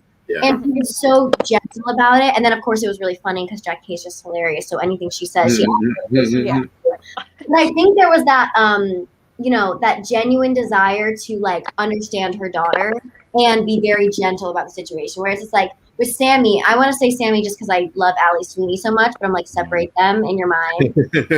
Sammy has that same desire to connect with her children and do whatever she needs to do. But it's just so extreme. Sometimes it can be overbearing, whereas I feel like Paulina is not as overbearing as some of the other moms on the show can come across, because like all of them are so passionate. And I love the specifically mother-daughter storylines that we get on the show. But yeah, I feel like Paulina just has this like genuine, like, I'm just gonna let Chanel teach me part of her, which is really special. And I think it's a really special thing to capture between mother and daughters, and I love that about her. Whatever the case, I feel like when Sweet Bits is up and running, Chanel and Allie are just going to be sitting in Square eating donuts and then watching the moms create drama, go back and forth like this. Literally, I know. Stay messy. We'll take a couple of more questions, and then we'll let you guys go, because listen, I know we can talk and kiki for like the longest time, and then next thing you know, like, let me gab. But exactly. And then next thing you know, it's like, wait a minute, why is the sun going down? And I'm still logged on to this show. But this question is for Raven. Patrick TV wants to know, how is it working with Sal and Lamone? They're great. They're really great. They're very. I feel like, you know, Lamone and Sal, but Lamone especially has a very he has a very kind of chill quality about him. Like he's very much like a homie. Is how I feel like. He's just like you get on, he's like, what's up? You know, and you know, and then Sal she's so sweet and she's so like one of the most beautiful people you've ever seen in your life, and she's just like, oh, and you're like, how are you that beautiful and that, you know, that kind and gracious? It's great working with the two of them, and they've been doing this for a long time now together. It's fun when we do our and they have their whole dynamic. You can see, and it's like, that's like something to aspire to, you know. We were sad though that this week Chanel was a little bit more prepared for the towel drop in case it happened. I'm just trying to be respectful because, you know. There was a week I was going to work, and every time I had my TV on, I was like, why is this man's towel on the floor again? Yes. I turned it on. I was like, wait, it's what people do. We said the same thing. Yeah. We said the same thing, but also we were like, side-eye. Let's see what's happening, what's going on. You know, what is it? The Lord, please protect me from temptation. Yes. Yep. It's like, I do the right thing here. But that was too cute, and that was our "It's a Gift" for today. When Chanel came up and was like, "Nope, I'm prepared," and I was like, "You better have on the face mask and everything." Lindsay, I think it's Diana Jeffries wants to know, how has the character of Allie grown since coming to Salem till now? Because there was a lot of growth and a lot of things. I feel like she's just really come into herself and developed this level of like independence that she didn't really have before. And also she has more faith in herself now. Like she's like a fighter now, you know, whereas I think she's always had that fight in her, even just genetically, right? Like her parents, she's had that genetic like fight in her. But I think about how, you know, I ended my pregnancy storyline with her leaving, like her literally leaving her kid and running away. And now I look at her and I'm like, she would never do that, right? Like Allie would never leave her child ever again because she was scared. Like she's like taking on all of these things that scare her. Even the storyline with Chanel, right? Like figuring out your sexuality can be extremely daunting. And she's not running away from that. Instead, she's having these like thoughtful conversations with Chanel, with Trip, like kind of working in every way she can. So I think the biggest growth for her is that she's not running away anymore. She's facing things head on and she's dealing with them. It's like she took those 2 months and went to therapy. Like Allie really was like, let me talk to myself. Let me deal with myself.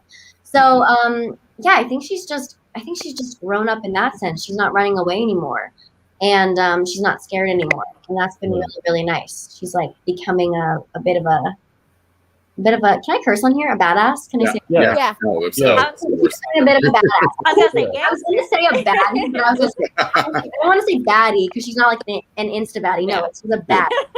This panel's not made for children. No, and listen, we've said much worse. I think. We've said some things so bad that my mom, who watches this show, shout out to my mom, she will text me and go, So I'm always like, oh wait, I don't want to, whatever. Allie, I'm really proud of her growth, and I've loved exploring it as it comes. Yes. Well, I mean, listen, like we keep saying, you both are like killing it on the show, and like, you know, Raven, you coming in and just really taking the reins on this role, and not only, and one of the things I always say is that like, there's always a foundation of a character. and then there's the stuff that someone else puts on top of it. Yeah. And like you've definitely like done that. Like the transition from the Horton Town Square to Allie's apartment was very seamless, and like there was no adjustment needed to like, you know, get used to Chanel again. So kudos to that. And like Lindsay, like you know that we think you slay the game ever since like you came on, and like you have done such an amazing job as Allie, like bringing this character to life, and like just how you present her and how we can see, you know, the bits of Lucas and the bits of Sammy in Allie. Like you made that all come together. Like y'all are doing it up in Salem. You guys. Thank you. Y'all are killing it. Well, I have one more question, but I'm gonna check in with because I'll just talk. Justin and Araceli. Not yes. Did you just agree, Justin? Shocker. Yeah. I didn't know I said that out loud, so that was a reflex. Yeah. Do you guys have any other questions? No, no, we'll talk. I'm kind of like you, Tony, but I know to like censor myself because I'll just end up taking these ladies to brunch at some point. Lindsay, I did want to comment because we bring this up often. Is we love, and we've been able to witness this through your Instagram and through Victoria's, is the friendship you have with Victoria, and we've sort of nicknamed you Thelma and Louise. Did that start from the set, or did you two know each other before, or did you? No. When we were working together on set, we weren't even that close because we didn't have a ton of scenes together. And, it was like during her wedding stuff, so she was always working with Rob, just really like working on their lines and everything. So I didn't really have time to get to know her a ton. So it was actually like right when things originally started opening up back in like October 2020. Randomly, both of us are kind of introverts. So I reached out being like, we should hang out. And like both of us are kind of like, well, we're never going to hang out. And then we ended up getting dinner and we just like hit it off right away. Obviously, we're both from New York, so we have a lot of similar, like, I feel like we have a similar energy and stuff like that. So, we just kind of hit it off really quick. And then we just have bonded since then. And it's just been like we also we're like, let's travel. So it's been kind of one of those easy things where we'll just do a lot of stuff together. But yeah, it's been nice to sort of see you guys chronicle your adventures, whether I think it's moving you into your apartment or the trip. She's also like literally my handyman. Like I swear to God, she does like a drill. She comes over and does all that stuff for me that I don't want to do. So love her for that. I think sometimes it's nice to see because you never really know if like co-stars get along or do they like really enjoy this company. So when we're really lucky at days, like even me and Rape, like I feel like we get along so well, and like we've hung out outside of work, and I mean Lucas is one of my favorite people on the planet. Like I love him so much. So I feel like we're really lucky at days where like I genuinely love everyone I work with and like my friends in real life, which is I think also why we all like get along well on screen together.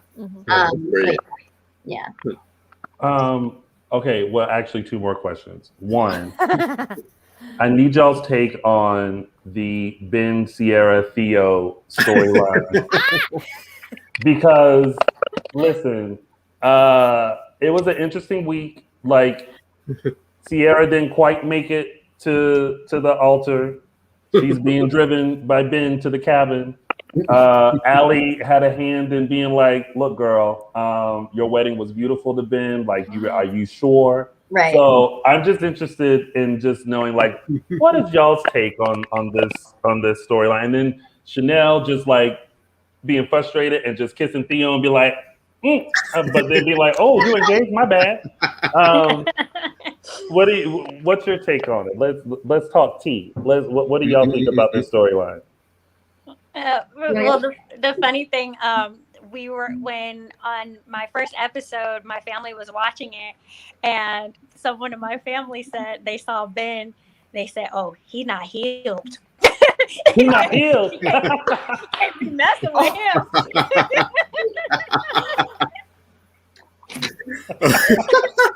He's not. They were scared. They're scared for her. That's a mouthful in so many ways. But I think it's am I freezing? Oh wait, you might have just. Oh, well, she can come back. She might She might be re-adding herself in. Yeah. Hold on. Let's see. I'll look for it. But Lindsay, you yeah, I think that storyline. I was like, why are you getting married again? Like, why are you having another husband? Like, what? Like, you can totally date Theo, but why do you need to get married to him right now? Yeah. Marriage. Also, like, we're not like there's no need for it. Like, you don't need to get married. So I think that was my personal take. I was just like, and me and V would talk about it. I'm like, why are you getting married? Oh, I'm getting married again.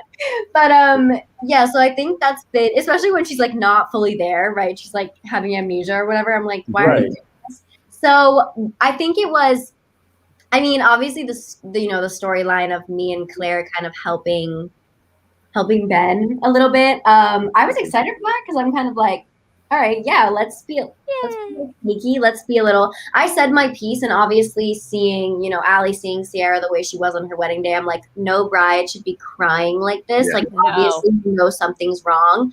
So I think Allie did, maybe she overstepped a little, but like, it's in her blood to overstep, She's not one for boundaries necessarily. Yes. Let's remember this is Sammy Brady's daughter. Exactly. So I think it's kind of fun because that's, I feel like, where you see the Sammy and Allie, because I'm not, Allie's not as maybe outwardly intense as Sammy, but you'll see the like ride or die-ness that she has in her from that. Yeah. That was one of those moments where she's like, I know I shouldn't do this, but I feel like I need to do this she's going to thank me later. Yeah. So, it was kind of fun to play into that moment. And I think in the end, Allie's happy with her decision. Oh, good. Yeah. I mean, listen, I was there for it. Like, sometimes you got to be a friend and say, look, girl, like, I see what you're trying to do, but like, this ain't it. Yeah. And it was kind of fun to explore that, like, Ciara being a little like, not nasty to Allie, but like snippy. You can see she's on edge. And I think Allie, like, I was feeling that. I was like, okay, you're super on edge and you're super not fun to be around right now. So I didn't make any important decisions at the moment. No, and Allie was really, really kind. If I'd been a bridesmaid at that wedding, I would have pulled a Claire and I would have beat her with the roses too. Exactly. You're literally, this is not you. Yeah. Claire beating Ciara with the bouquet took me back to like Sex in the City when Charlotte did the same thing with Biz. Yes. Yeah. I loved that moment. It was so funny. It was I loved it. Yeah. No. And I was like, oh. Yeah, and I feel like that's something that like you have like best friends who like. This is why you need multiple bridesmaids. This is not just a one person thing. I really feel strongly about this. Like, you need the person who's going to keep you calm. You need the person who's going to do what needs to get done. And then you need the person who's going to beat some sense into you if you really, really need it. Yeah. Okay. Final question. Yes. There's a lot coming up in Salem. Mm-hmm. How would you describe it in one word? What we're about to see within your storylines? Because see, I say one word because like if I let y'all have more, it may. I think I have a good word. You have a good one? For yeah. It's kind of, I'm trying to think. It's kind of like, I'm like, maybe it's a few storylines. We're so ahead. So I'm like, maybe it's a few storylines. But I'm gonna give you guys the word deja vu. Ooh. And yeah, that's my word. That's it. Don't say nothing else. Yeah, Fans are already like deja vu. Yeah. What that mean? Raven, first of all, welcome back. we were all like, oh, what happened? But if you could describe okay right now? Yes. Yeah. If you could describe your upcoming storyline in one word, how would you describe it? Jerry. Splendor. Jerry? I'm just kidding. Oh, it's like, wait, what? We were all like, Jerry. Oh, that was good. Yeah, it's very what's the word? What is the word? Deja vu is so good. It's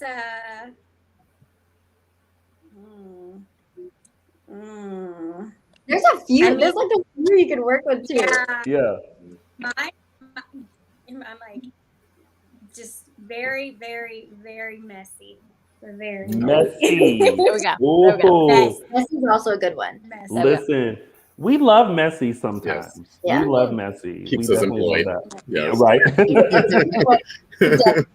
Keep all of us. Employed sounds like we actually I know. get a coin for I was this. like, but I couldn't come up with a better word. Yeah. We're just doing it for the love of the show. But y'all, thank you guys so much for coming on. You both are amazing. And listen, we can't wait to see like what's coming up because we are fully invested in this Allie Chanel trip sweet bits storyline. Yeah. And of course, once things progress, you guys have to come back on and we have to like chit chat again. We'll unpack it.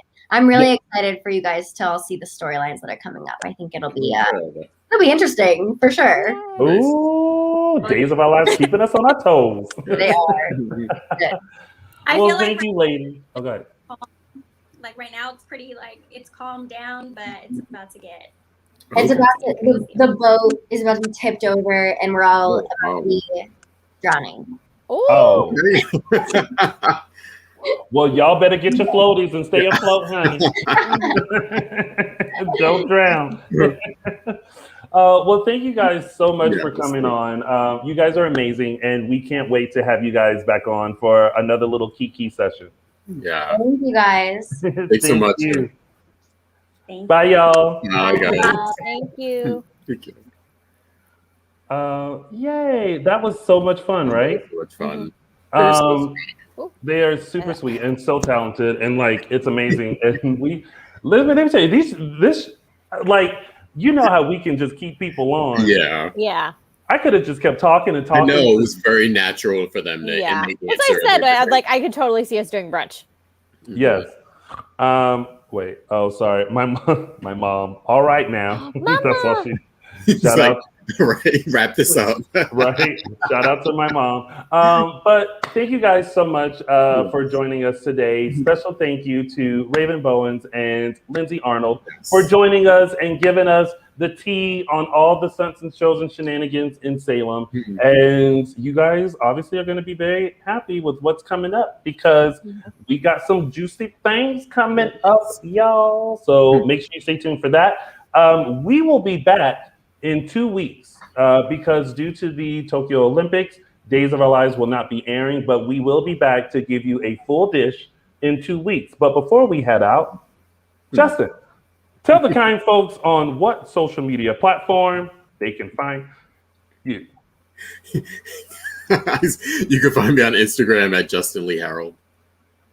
And Araceli, let the kind folks know which one social media platform they can find you. You can find me on Twitter at Tia323 Araceli. And of course, you guys can find all of us on Dishin Days Show on Facebook, at Dishin Days on Instagram, and _Dishin Days on the Twitter. And of course, you guys can subscribe to our YouTube channel that's happening right now. But if you want to follow just little old chocolate me, you can follow me on all social media platforms at Lounger with Tony.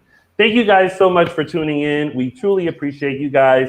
Feel free to share this with all of the other Days of Our Lives fans who couldn't have watched it live. Again, thank you so much, Raven and Lindsay, for coming on. And we will see you back for another full dish of in 2 weeks episodes of NBC's #1 award-winning hit soap opera, Days of Our Lives. Until then, have a wonderful week. Enjoy yourself and stay safe. Bye, everybody. Thanks, guys. Bye, everyone. Bye.